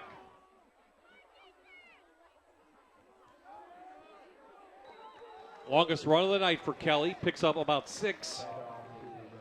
Let's see if that gets him going. Again, traditionally, as long as Richie Manello's been in the area when he was at Kings, power football, traditional I formation, run that power, run that blast. He's got a 2nd and 2 situation here, back in the eye.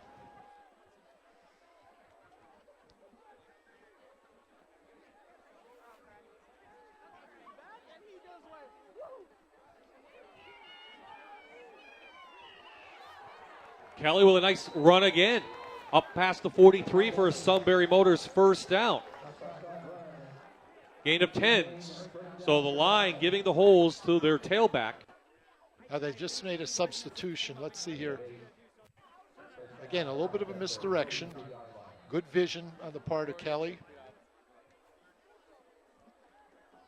Still a lot of time left in this game. Here midway through the third quarter. Now this can set up a lot of different things, maybe even a play action.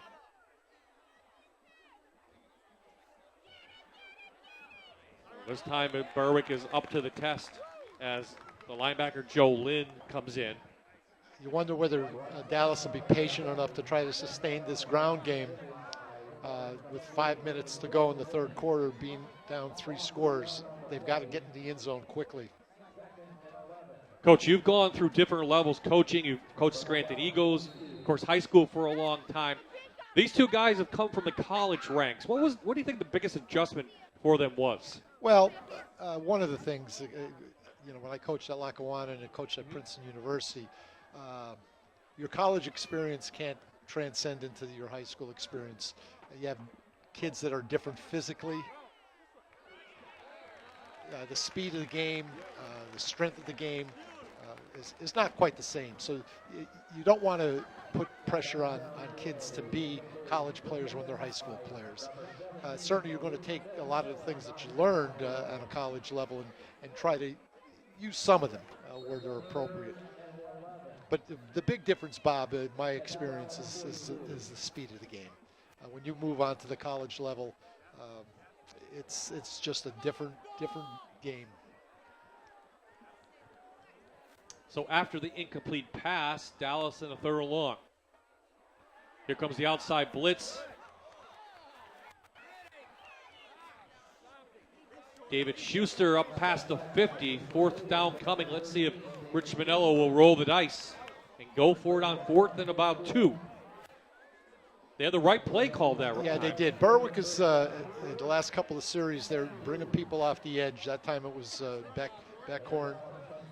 It's like they're going to punt here. They'll bring Moransky on, number 3. Try to play the field position game.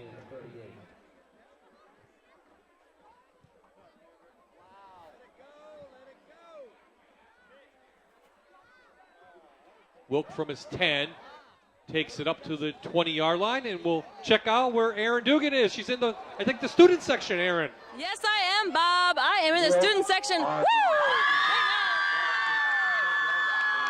rocking the confetti. Woo! Oh, that's never coming out. That's never coming out. Never. Oh, it's in my mouth. Oh. I'm here with one of the seniors. What's your name, sweetheart? Mallory Pentrich. So obviously you guys have a lot of spirit going on. What's your theme this week? Definitely blue and white bash this week for the first home game of the season. Got to get a lot of spirit out here. How much fun is it to be a senior this year? Being a senior this year is the best thing ever. The student section is live. Let's go! And what's your name? Madeline Lamming. What do you love so much about coming to these games? I just love the atmosphere. Everyone is always hype and ready to go. We got everything going. The student section's awesome. I just love it. Well, you got one thing down, and that's confetti. I'm going to be finding this next week. Thank you. Back to you guys. Aaron and I have to drive back together. She's going to take the whole hour to the clean station. your car or yeah. the truck, whichever you came in. She'll be cleaning that out of many parts for a while. So off the kick, we did have a penalty against Berwick. I didn't see him mark it off. So they'll have this ball right at the 21-yard line on this possession. 3:40 left in the 3rd quarter.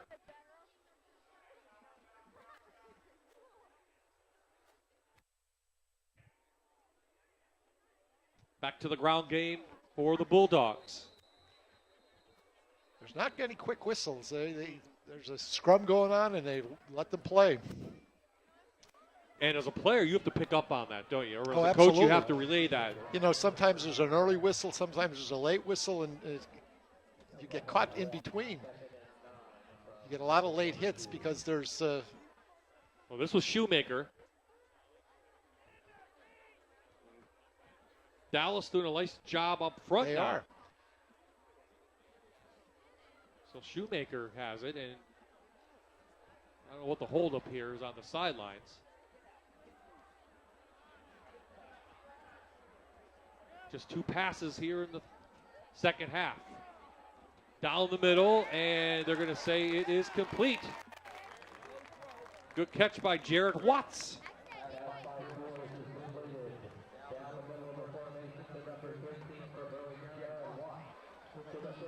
He comes up limping. That's a nice job by the quarterback. He scanned the field, put the ball in an area where only the receiver could get it.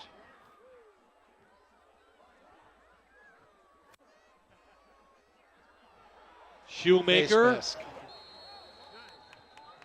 out at the 45-yard line. I think we'll tack on the face mask. Yep, Coach. Yes. That was right in front of us. We can make that call.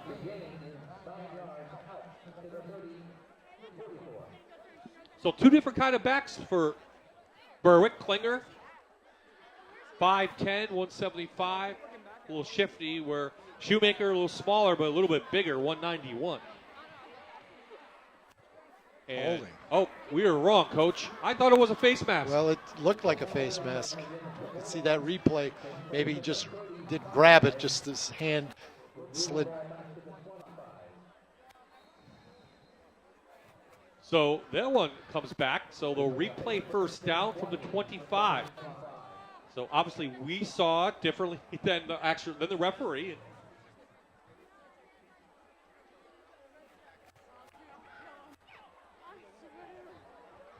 Backcourt still on his feet on the jet sweep.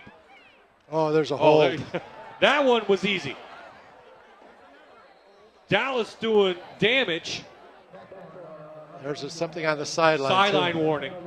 So it's going to be a sideline warning against Berwick and a hold against Berwick. That's our call. We'll let Earl Harris make the call, Coach. But that one was pretty simple. Here's another example of trying to do too much. Beckhorn obviously is a talented athlete. And for him to change directions on the field, he kept losing ground rather than gaining ground. And you don't want to run east and west in this game. You got to go north and south.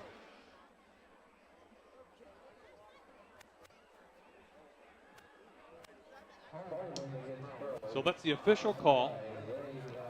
So if there's one thing with Berwick tonight, even though up 17-0, they've had a lot of penalties. They have, and I'm sure that Frank will address that at their film session. Yeah, that and special teams. Yeah, for sure. Especially on the punt. So now the ball is, as you can see, backed up inside the 10.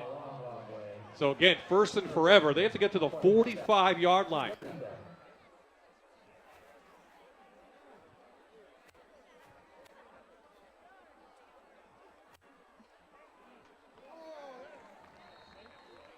Shoemaker taken down by Moransky. Dallas's defense is not lacking for effort. They're running to the football. They've really limited the effectiveness of Berwick's ground game. If it wasn't for the Berwick defense, Dallas may be on the scoreboard because both defenses have taken control of the second half. Couple big plays for Berwick in the first half is the difference.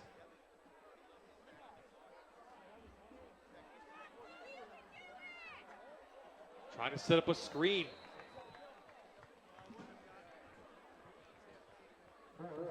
Well, if Dallas can hold them on this down, they should get relatively good field position.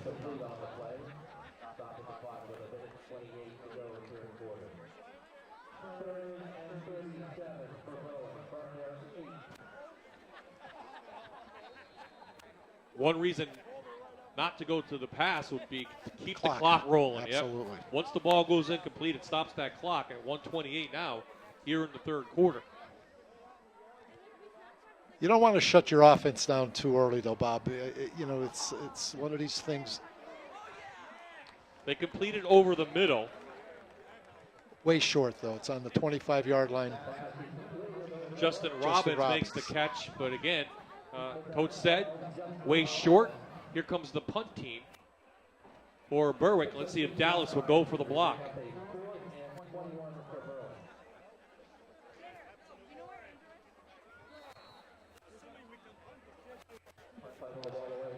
Skarkuski back on, the junior.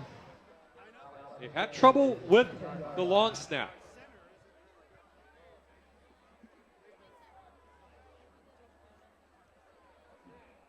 They may get a delay of game here if they don't hurry up.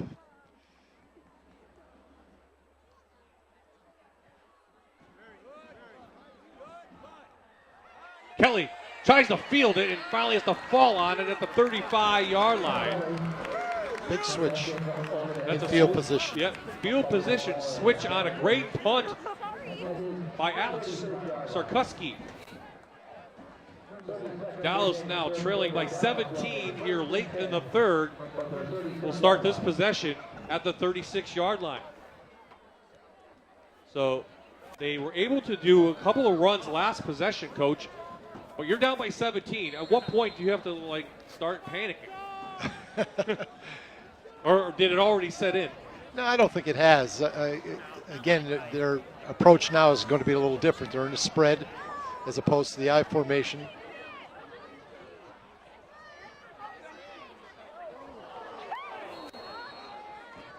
Again, Jack Farrell, the tight end, was the intended receiver, just off his hands. Dallas is not a team, though, that's going to take you down the field through the air. Well, they're going to have to try because evidently the rushing game has not been consistently effective. As you said, Bob, the last series was probably their most successful effort in terms of rushing the football. This could be the last play of the quarter, depending on if it's a pass or run.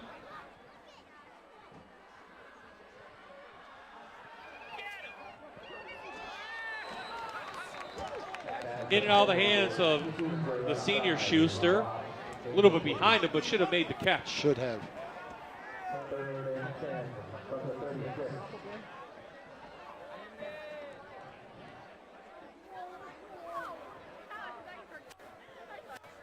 Took his eye off the ball, started to turn upfield before he secured the catch.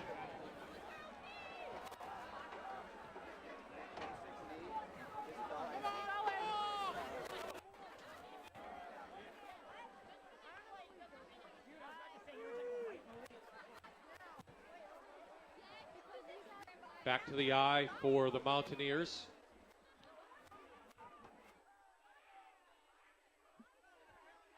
Schuster makes the throw, and it's caught. Great catch. That's Starbuck, correct? No, that's Delgadio, number 23. Pass is completed on it. Starbuck's the quarterback. Yes. And he hits it. Yep, Delgadio makes a beautiful catch downfield.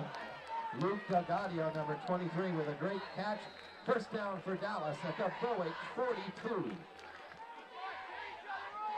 An excellent catch. 23-yard reception for the Mountaineers. 23 yards through the air. One of the longest plays of the night for Dallas's offense. Can they get anything on the scoreboard? Inside Bulldog territory.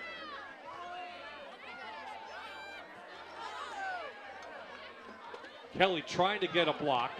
Get no whistle. Kelly on the carry. Swarmed by the Bulldog defense as he reaches very the late 40-yard whistle line. in there And the from the referees. They got to keep playing. Third quarter score, Berwick 17. So that will do it. Zeros are on the scoreboard. No scores up in the third quarter. Dallas continues to trail Berwick by 17. But can they put points on the board? This is Friday Night Rivals on MyTV WQMY. When you freeze something, It's for later. but how much later? There's no way to be sure. But Wendy's is sure that if you want a juicy, delicious hamburger right now, it should be made with fresh, never frozen beef, unlike some other guys. So that's what's in every single hamburger Wendy's serves, and the doubles and the triples. Because at Wendy's, fresh never gets old. Everyone wants more. More fun, more time, more money to enjoy life. First Keystone Community Bank gives you more. 3% more with our Keystone Rewards checking account to do more and enjoy life's rewards.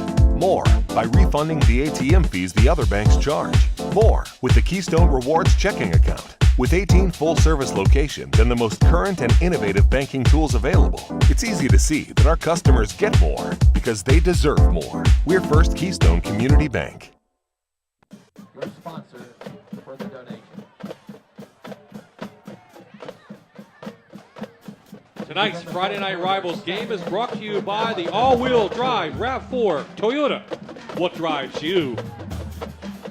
We are back at Crispin Field in Berwick. Bob Ide, Stan Kaharski, Aaron Dugan. 17-0 to score. Berwick led at the half by the same score. But Dallas trying to get something going on the move on second down.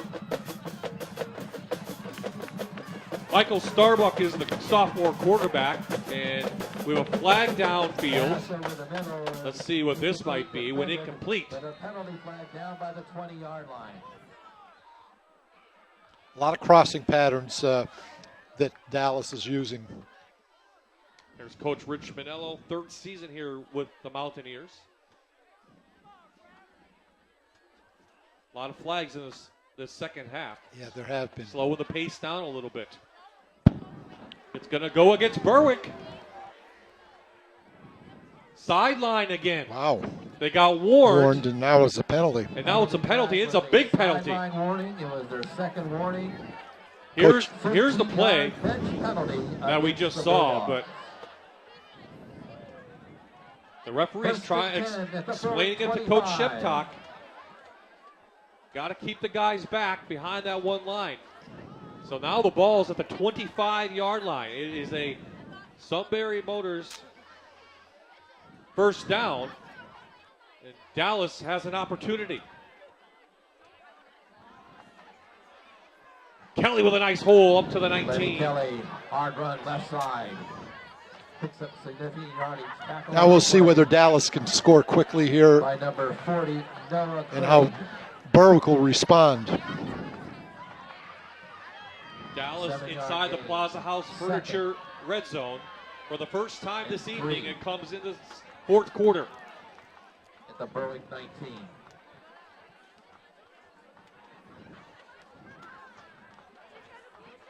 Last week, this team put up 54 points on Coughlin. Tonight, they're getting shut out so far. There's a drag the tight end again. Schuster with a tough run. Looks like he's close to or has the first down. Pass is completed to number 13, Dave First down. Schuster. Norris knocks him out of bounds, but it's a gain of 4 and picks up a Dallas. Here we look at it again down. on the Sunbury Motors first down.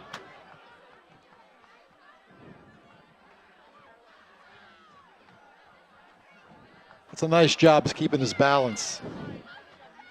Dropping his center of gravity, taking the hit on the shoulder pad. So the Mountaineers knocking on the door. Trailing by 17.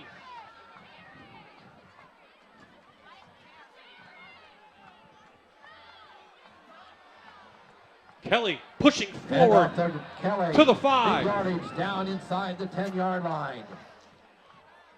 The last 2 series, they've been able to move the ball a little bit.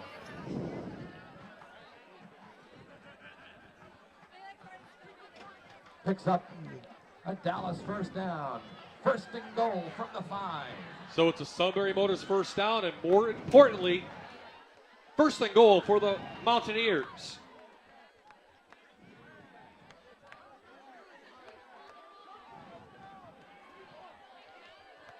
That offensive line playing much better late into this game.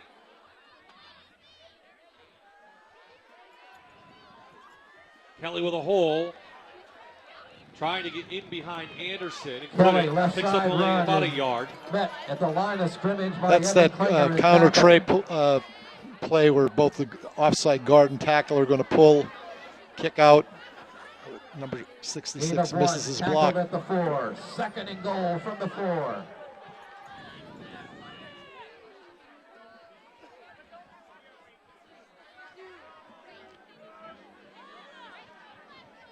Time still ticking on Dallas.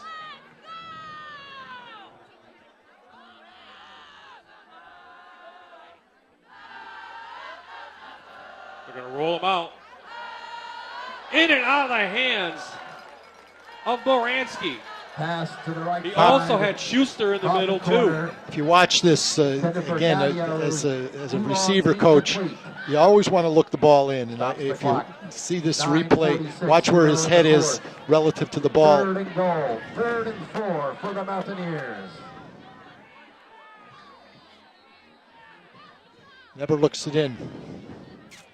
Timeout on the field called by Dallas with 9:46 remaining. Timeout on trailing the field. 17 to nothing. Dallas And uses their first in the second Sunbury half. Motors They have 2 timeout. remaining. I'd run that same play again. Schuster was wide Wide open, open. number 13, right on the in Bulldogs in the end zone. Right? I mean, Yeah. If it isn't broken, don't fix it. Don't fix it. Well, it's a 2-down territory. You're not taking a field goal absolutely. here, down by 17. So you got 2 plays to go 4 yards. Importantly, however, you want to do it in one. You don't want that clock running. Yep. Couple scores. North Pocono's going to beat Abington. They lead 37-0. Old Forge will beat Carbondale. They're leading 38-6. Dumpmore now putting it on Lackawanna Trail in the third, 34-0. Valley View had led Delaware Valley 17-14 in the fourth, but Delaware Valley has scored a touchdown. They lead by 4. Hazelton still beating Valley West. We'll see Valley West and Delaware Valley next week, 10-9.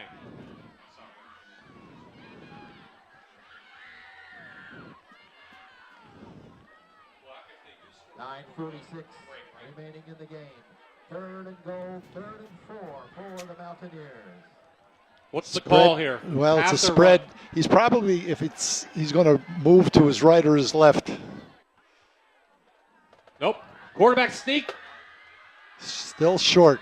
1 yard short. Starbuck faking, keeping the ball up the center of the formation. To the 1. 4th down on the way.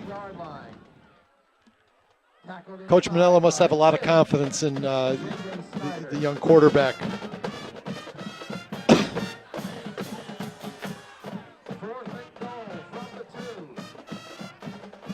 Now, do you give it to your kid that had 206 yards? That's the good question, Coach. They're at the 1. And a timeout going to be called by Coach Sheptock. Timeout on the field. This one So called at, by Berwick, their at the first 1. in the second half. And here now some of what happened last week, and as we head into week number 2, Berwick, Dallas, Wyoming area, and Crestwood all at 1-0 in this tough 4A division of the Wyoming Valley Conference. Crestwood looks like they may drop one to Wyoming area. They're trailing right now. Pittston area was easily winning over Tunkhannock. In the 3A, 1A division, Lake Lehman's losing to Northwest. 22-7 at this point. Nanticoke easily beating Columbia Montour Voltech. Redeemer plays tomorrow. So it's a tough division. Northwest is the smallest school, but they're a very good team this year.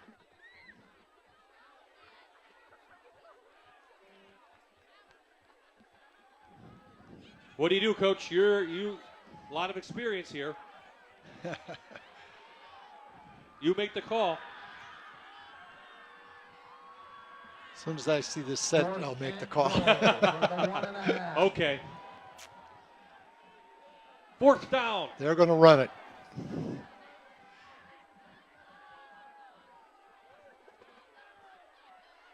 The big back Kelly. It looks like he's in. Just got the ball across before the knee went down, and it's a Plaza House Furniture touchdown for the Mountaineers. Well, that's the first score against Berwick in a game in 3 quarters, correct? Well, last year they didn't score, yep.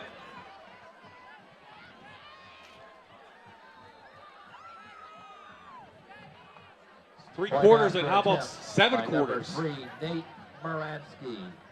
Ooh. That was close, but they'll set it down. It's a call, a touchdown. Yeah, there is no replay. No, Moransky in for the extra point. This one up, and it is true. So Moransky Dallas point slowly after is good. With 9:02 getting back in remaining this the one, fourth trailing by quarter 10 in the now, game. 9:02 left in the fourth. 17. Yeah, we anticipated a close game, and it could be.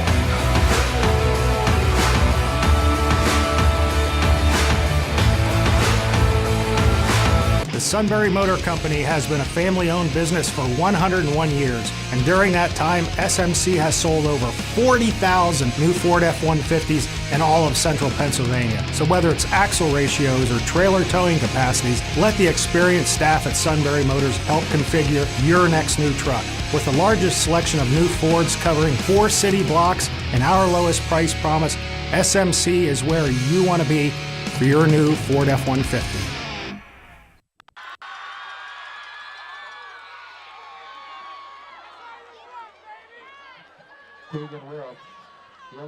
We are back at Crispin Field. Dallas trailing by 10 now. Keegan Wilk took the kickoff. We'll see it right here. There's a flag down on this play, though. Actually, 2 flags. Block in the back. It's an impressive run. Great balance by Wilk. We have a holding call back around the 20-yard line. Well, penalties are just killing Berwick tonight. Sheptak will be irate. Recap Dallas's drive, 11 plays, 74 yards, helped by a couple key penalties from Berwick, including the sideline one. This one now. That was big. Yes. The sideline was a big penalty. I was going to say, the Bulldogs back. How about inside the 10-yard line to the 9? So 8:50 remaining. Dallas with a stop could get great field position. This one's not over yet, folks. No, it's not. And ball security is going to be very important for Berwick here. I don't think they don't have a turnover tonight. No. The only one has been that Dallas fumble. So Alex Force, the cat back in at quarterback. Shoemaker gets out. Looking for a block. Owen Shoemaker, the junior, with a big gain. That was a saving tackle by Lenny Kelly. Owen Shoemaker breaking out of the pack. Here we look at it again. Out to the 34-yard line.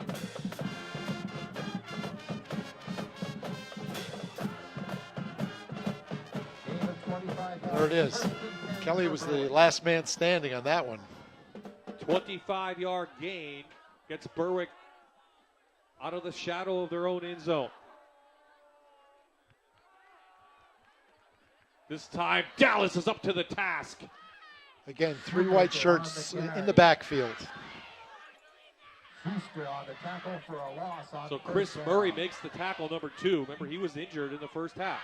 When Coach Manella looks at this tape, he's going to see a lot of positive things with his defense against the run. It's always good to see multiple players run into the football. Get it out to Beckhor. What a tackle by Murray. 2 straight plays. The senior has come in and made great tackles. For a loss on the play. It's a big down here. With 7:50 to go, they can get a stop here and get the ball back. 3rd and 13 from the Berwick 31.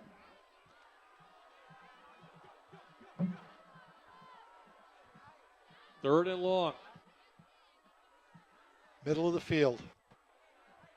And Nice. it's knocked away. Number Great 33. defense by Kuba, the junior linebacker, covering the Berwick receiver. Intended for Jared Watts, defended It's a nice play. Again, the middle of the field has been vulnerable for both Kuba teams. knocking the ball away. Kuba makes a great play Stops the here, clock, batting the ball 7:35 away. to go. 4th and 13 for Berwick. So Dallas's defense makes the stop. They'll get the ball back. This punt team has had some trouble tonight. Skarkuski in. Good snap. Murray almost blocked it. They have come so close tonight, have the Dallas Mountaineers. So 7:27 remaining in this 4th quarter. Alex Here's the schedule Skarkuski ahead on the for the Berwick Mountaineers. punt. Next week, they'll be at home. They'll host Pittston area, then a very good Scranton prep team. Hit the road for 2, coach, and then end the season. Last year, they upset Lake Lehman. We'll see what happens this year. It's going to be a 43-yard punt. trying returned schedule, to by say the least. The Bulldogs. Dallas, 1st and 10 from their 37-yard line. 33-yard punt. Dallas at their own 37. Both coaches, very good friends. No, this one, though, is not over.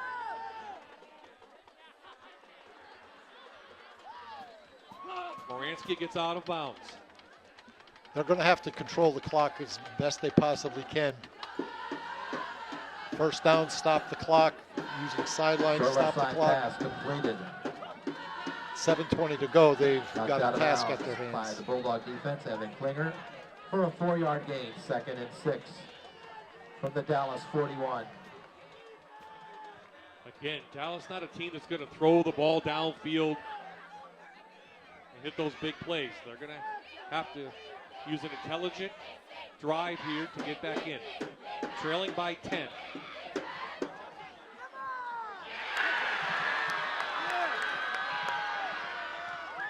Almost intercepted by the Bulldogs. No ruling on the field yet. Here, we'll take a look at it. For the call.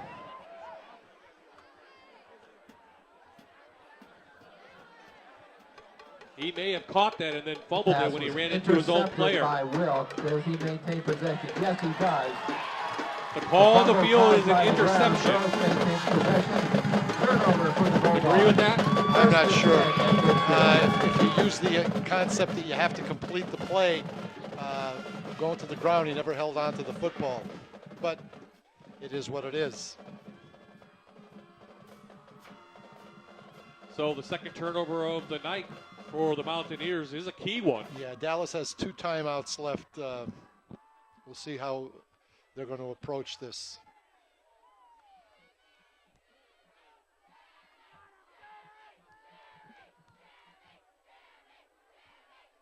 Again, Berwick has won 6 straight over this Dallas team. Looking for number 7. Klinger with a nice run, nice hole inside Mountaineer territory. Looks like he's cramped up.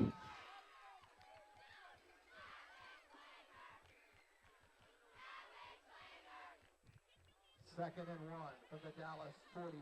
That's nice patience. You see, as he approached the line of scrimmage, he's not just running into people. He's looking for that wide open space.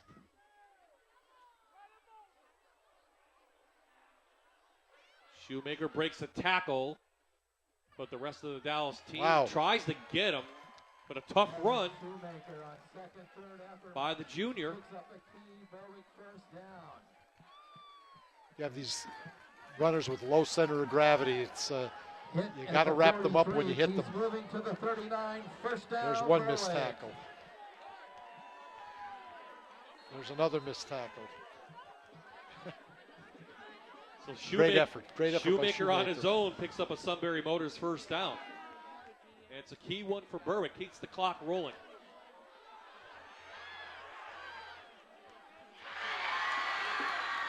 Force to Knorr.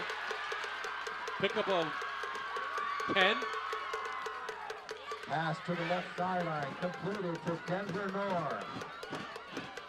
That gets the crowd back into this one. Knocked out of bounds. Close to the first down. Again, the quarterback kept the play alive. Nice catch by the receiver. A Berwick first down to the 29-yard line. First and 10 Bulldogs. Yeah, when Berwick has needed something, they've gone to the air. And for the most that's part, been their most effective approach offensively. Forrest has done a nice job for the most part. Flag right in the middle. Procedure. On the play. Ball start. Offense. Replay first. Run. I'm curious as to the amount of yardage and penalties that Berwick has. It may be approaching 3 figures. 34.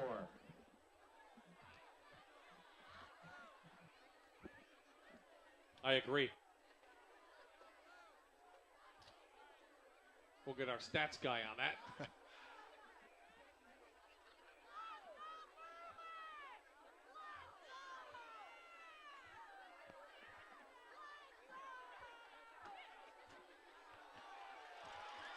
The fullback. Huge run. Gets back a big chunk of that yardage. Keeps the clock rolling. 25.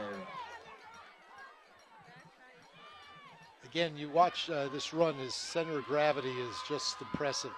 He's low to the ground. Drops that shoulder, 12, second keeps and his 3. legs moving. Last week, Shoemaker had 57 yards, more than that tonight. Inside the Plaza House Furniture red zone for Shoemaker, and it's another Sunbury Motors first down. He's been very impressive this second half. Tackled by number 42, Lenny Kelly. We talk about Klinger coming in, and for good reason, but it's been the Shoemaker show here late in the contest. He's listed at 5'9", 191. I'm not sure he's 5'9". We won't measure him. A little bit different runner than Klinger is. Keeps his feet. His balance is excellent. You know, you're always looking for backs that are low center of gravity, balance, take hits, and keep their legs moving.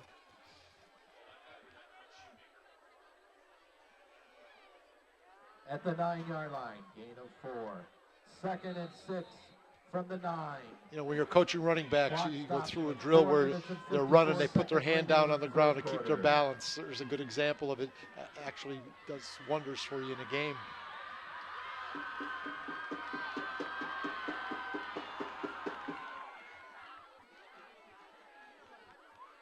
This time Dallas up to the task. Shoemaker keeps the clock rolling, though. We're under 5 in this game. Berwick looking to go 2-0. Made at the line of scrimmage. And make it a 7th straight win over the Mountaineers. Now, if they hold them Tackle here. At the 9 for no gain. 3rd and 6. Again, 5 Dallas players around the football. No, Dallas definitely will be a team to be reckoned with. They're going to win some games this year. But watch out for next year. There are a lot of sophomores on this team and freshmen. Berwick calls a And timeout. Coach Sheptock with the time clock running calls down. the timeout. 4:08 Second remaining, and of they're the leading by second 10, half. 17-7.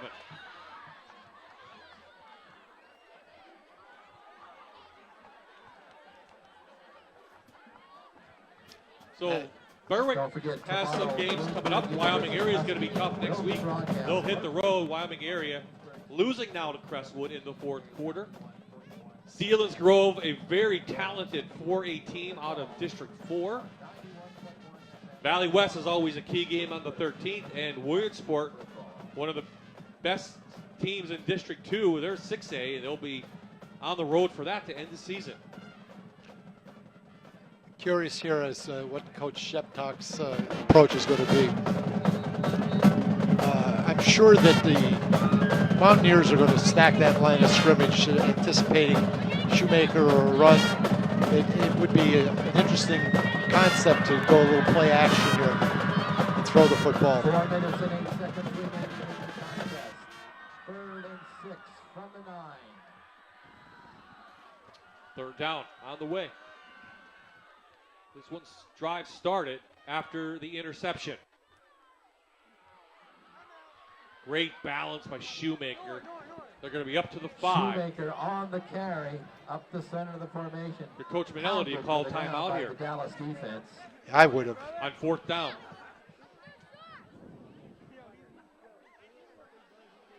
Ball spotted at the 5. 4th down on the way for Bulldogs, and it looks like they'll go for it. They need to pick up about from the 5. 2 yards for the first down. Go back to Shoemaker. Second effort. Well, hit in the backfield, but gets ahead to the 2. 1st and goal. Shoemaker on the carry. Berwick after a Sunbury Motors first down. Near to the 1st down. It is a Berwick 1st down. 1st and goal. 9th play of the drive coming up, Coach. It started right at midfield. And this one you have to give to the offensive line. Absolutely. And the running back. Shoemaker's broken numerous tackles on all of his runs.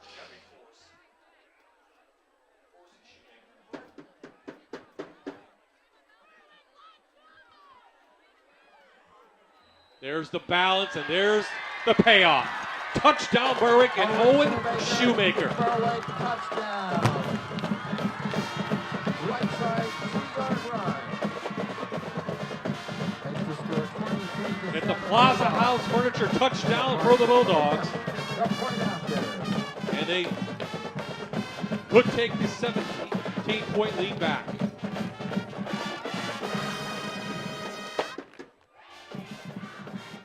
Effort.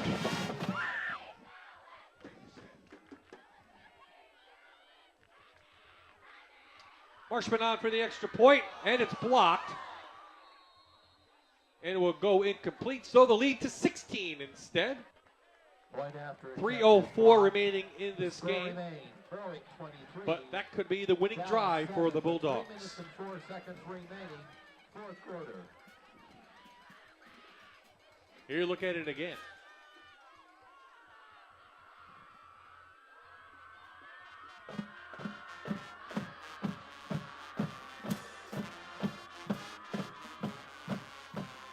Very impressive run. Sometimes those 2-yard runs are spectacular.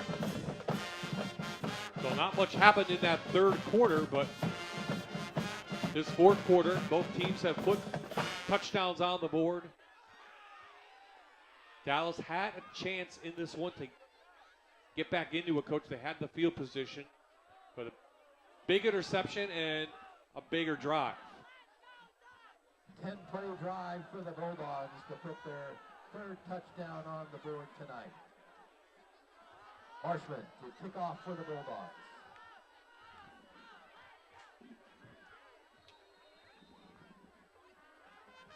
Marshman has had a big leg tonight from the kickoff. This one will go out of bounds, so Dallas will get decent field position in this one.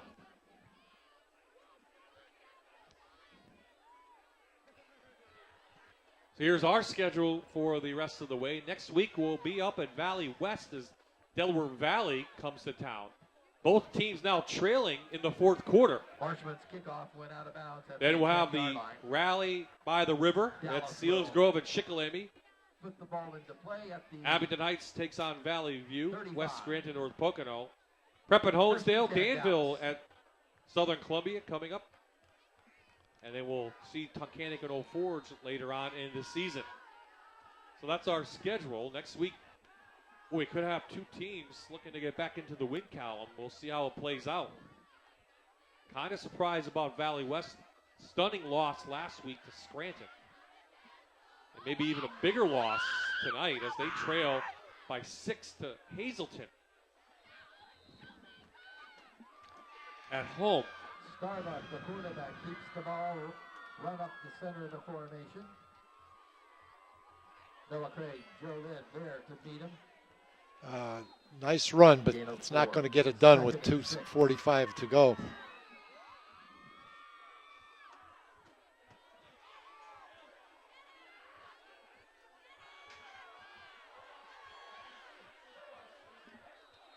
Starbuck making something out of nothing on his own. It's going to be close to a first down. Tackle from behind by number 42, Eric Montas. Definitely a competitor. Yeah, he certainly is. Josh Snyder also assisting. 3rd and 1 from the 43.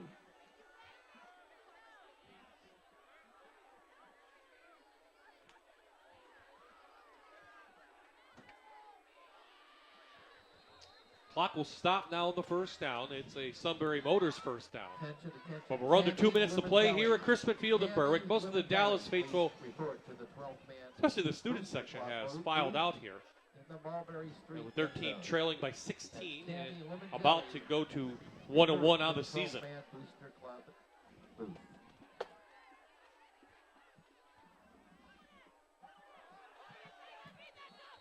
Snap is fumbled by the quarterback.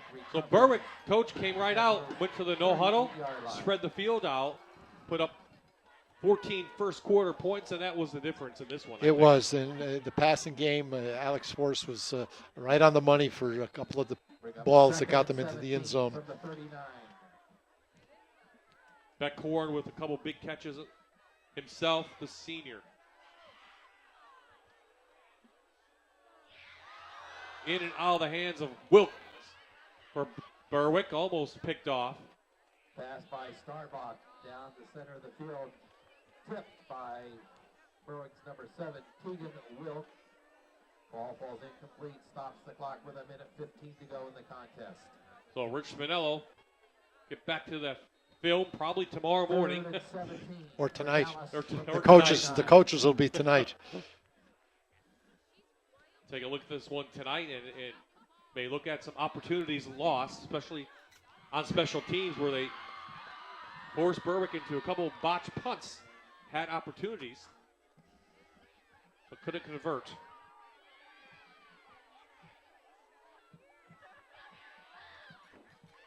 On the other side, Coach Sheptock's going to look at the penalties. Yeah, they're going to have to clean that up. There's a number of penalties that really did make a whole lot of sense. Well, sideline, you can control that, especially after you're warned.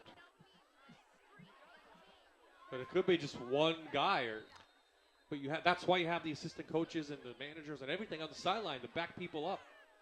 There's a backup coach. Yep. That's it. Get back.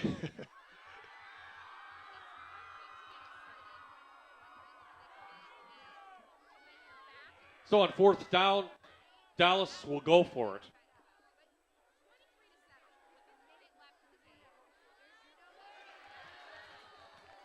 And it's a sack for the Bulldogs as J.J. Schneider gets his first sack of the season. And that will turn it over on downs. We'll and see pretty him much taking wrap an this eight. one up. Yep. Yeah. So 2 sacks on the night for the Bulldogs. One in the first half, and that one right there. And the defense played very well. Gave up 7 points last week to Hazleton. They'll go up 7 tonight to Dallas. And the Berwick defense looking pretty good so far early on in this season.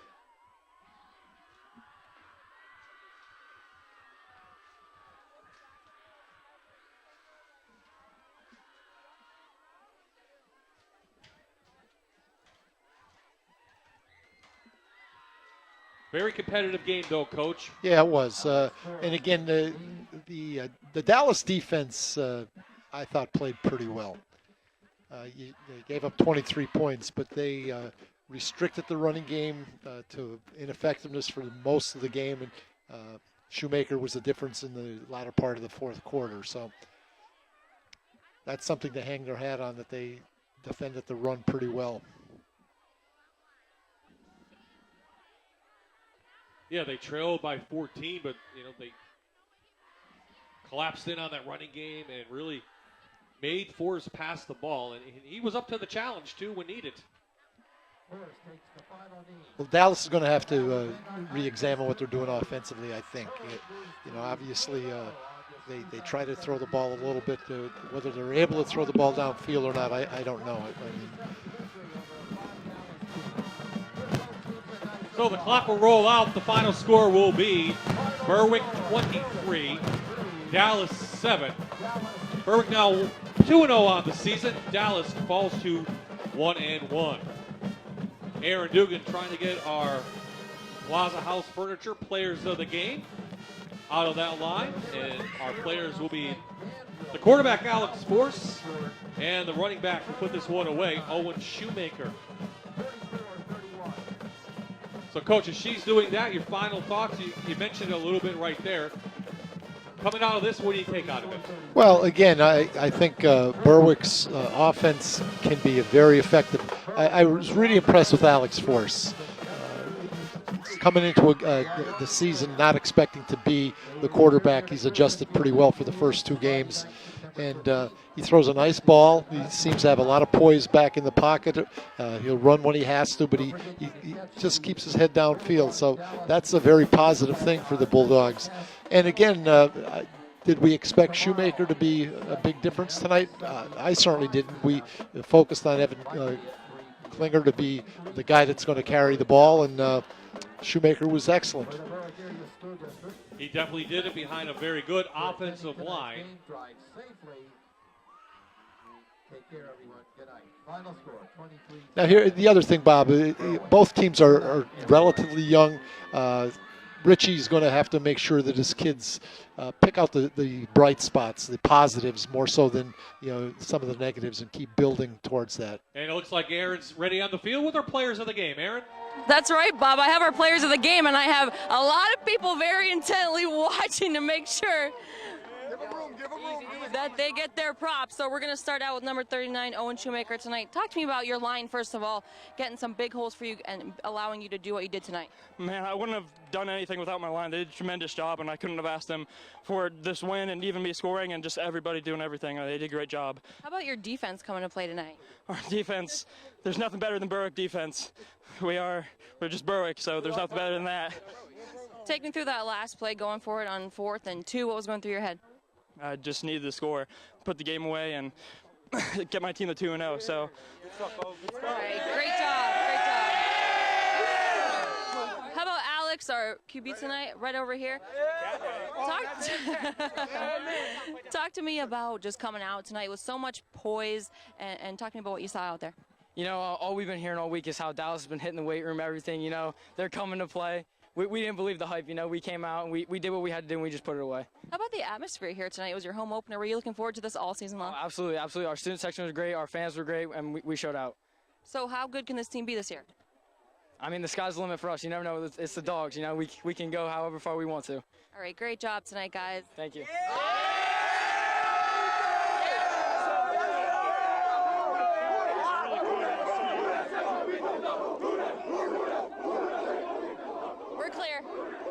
So those are our Plaza House Furniture players of the game. Our next game here on MyTV will be up at Wyoming Valley West in Kingston next week as Delaware Valley comes to town to take on the Spartans. If you want to get any scores and finals, go to nepafootball.com. Coach, thanks for joining us. We'll see you in a couple weeks, right? Absolutely, Bob. It's my pleasure. Okay, the final score once again, Berwick with their 7th straight win over Dallas. Tonight scored 23-7. Good night, everyone.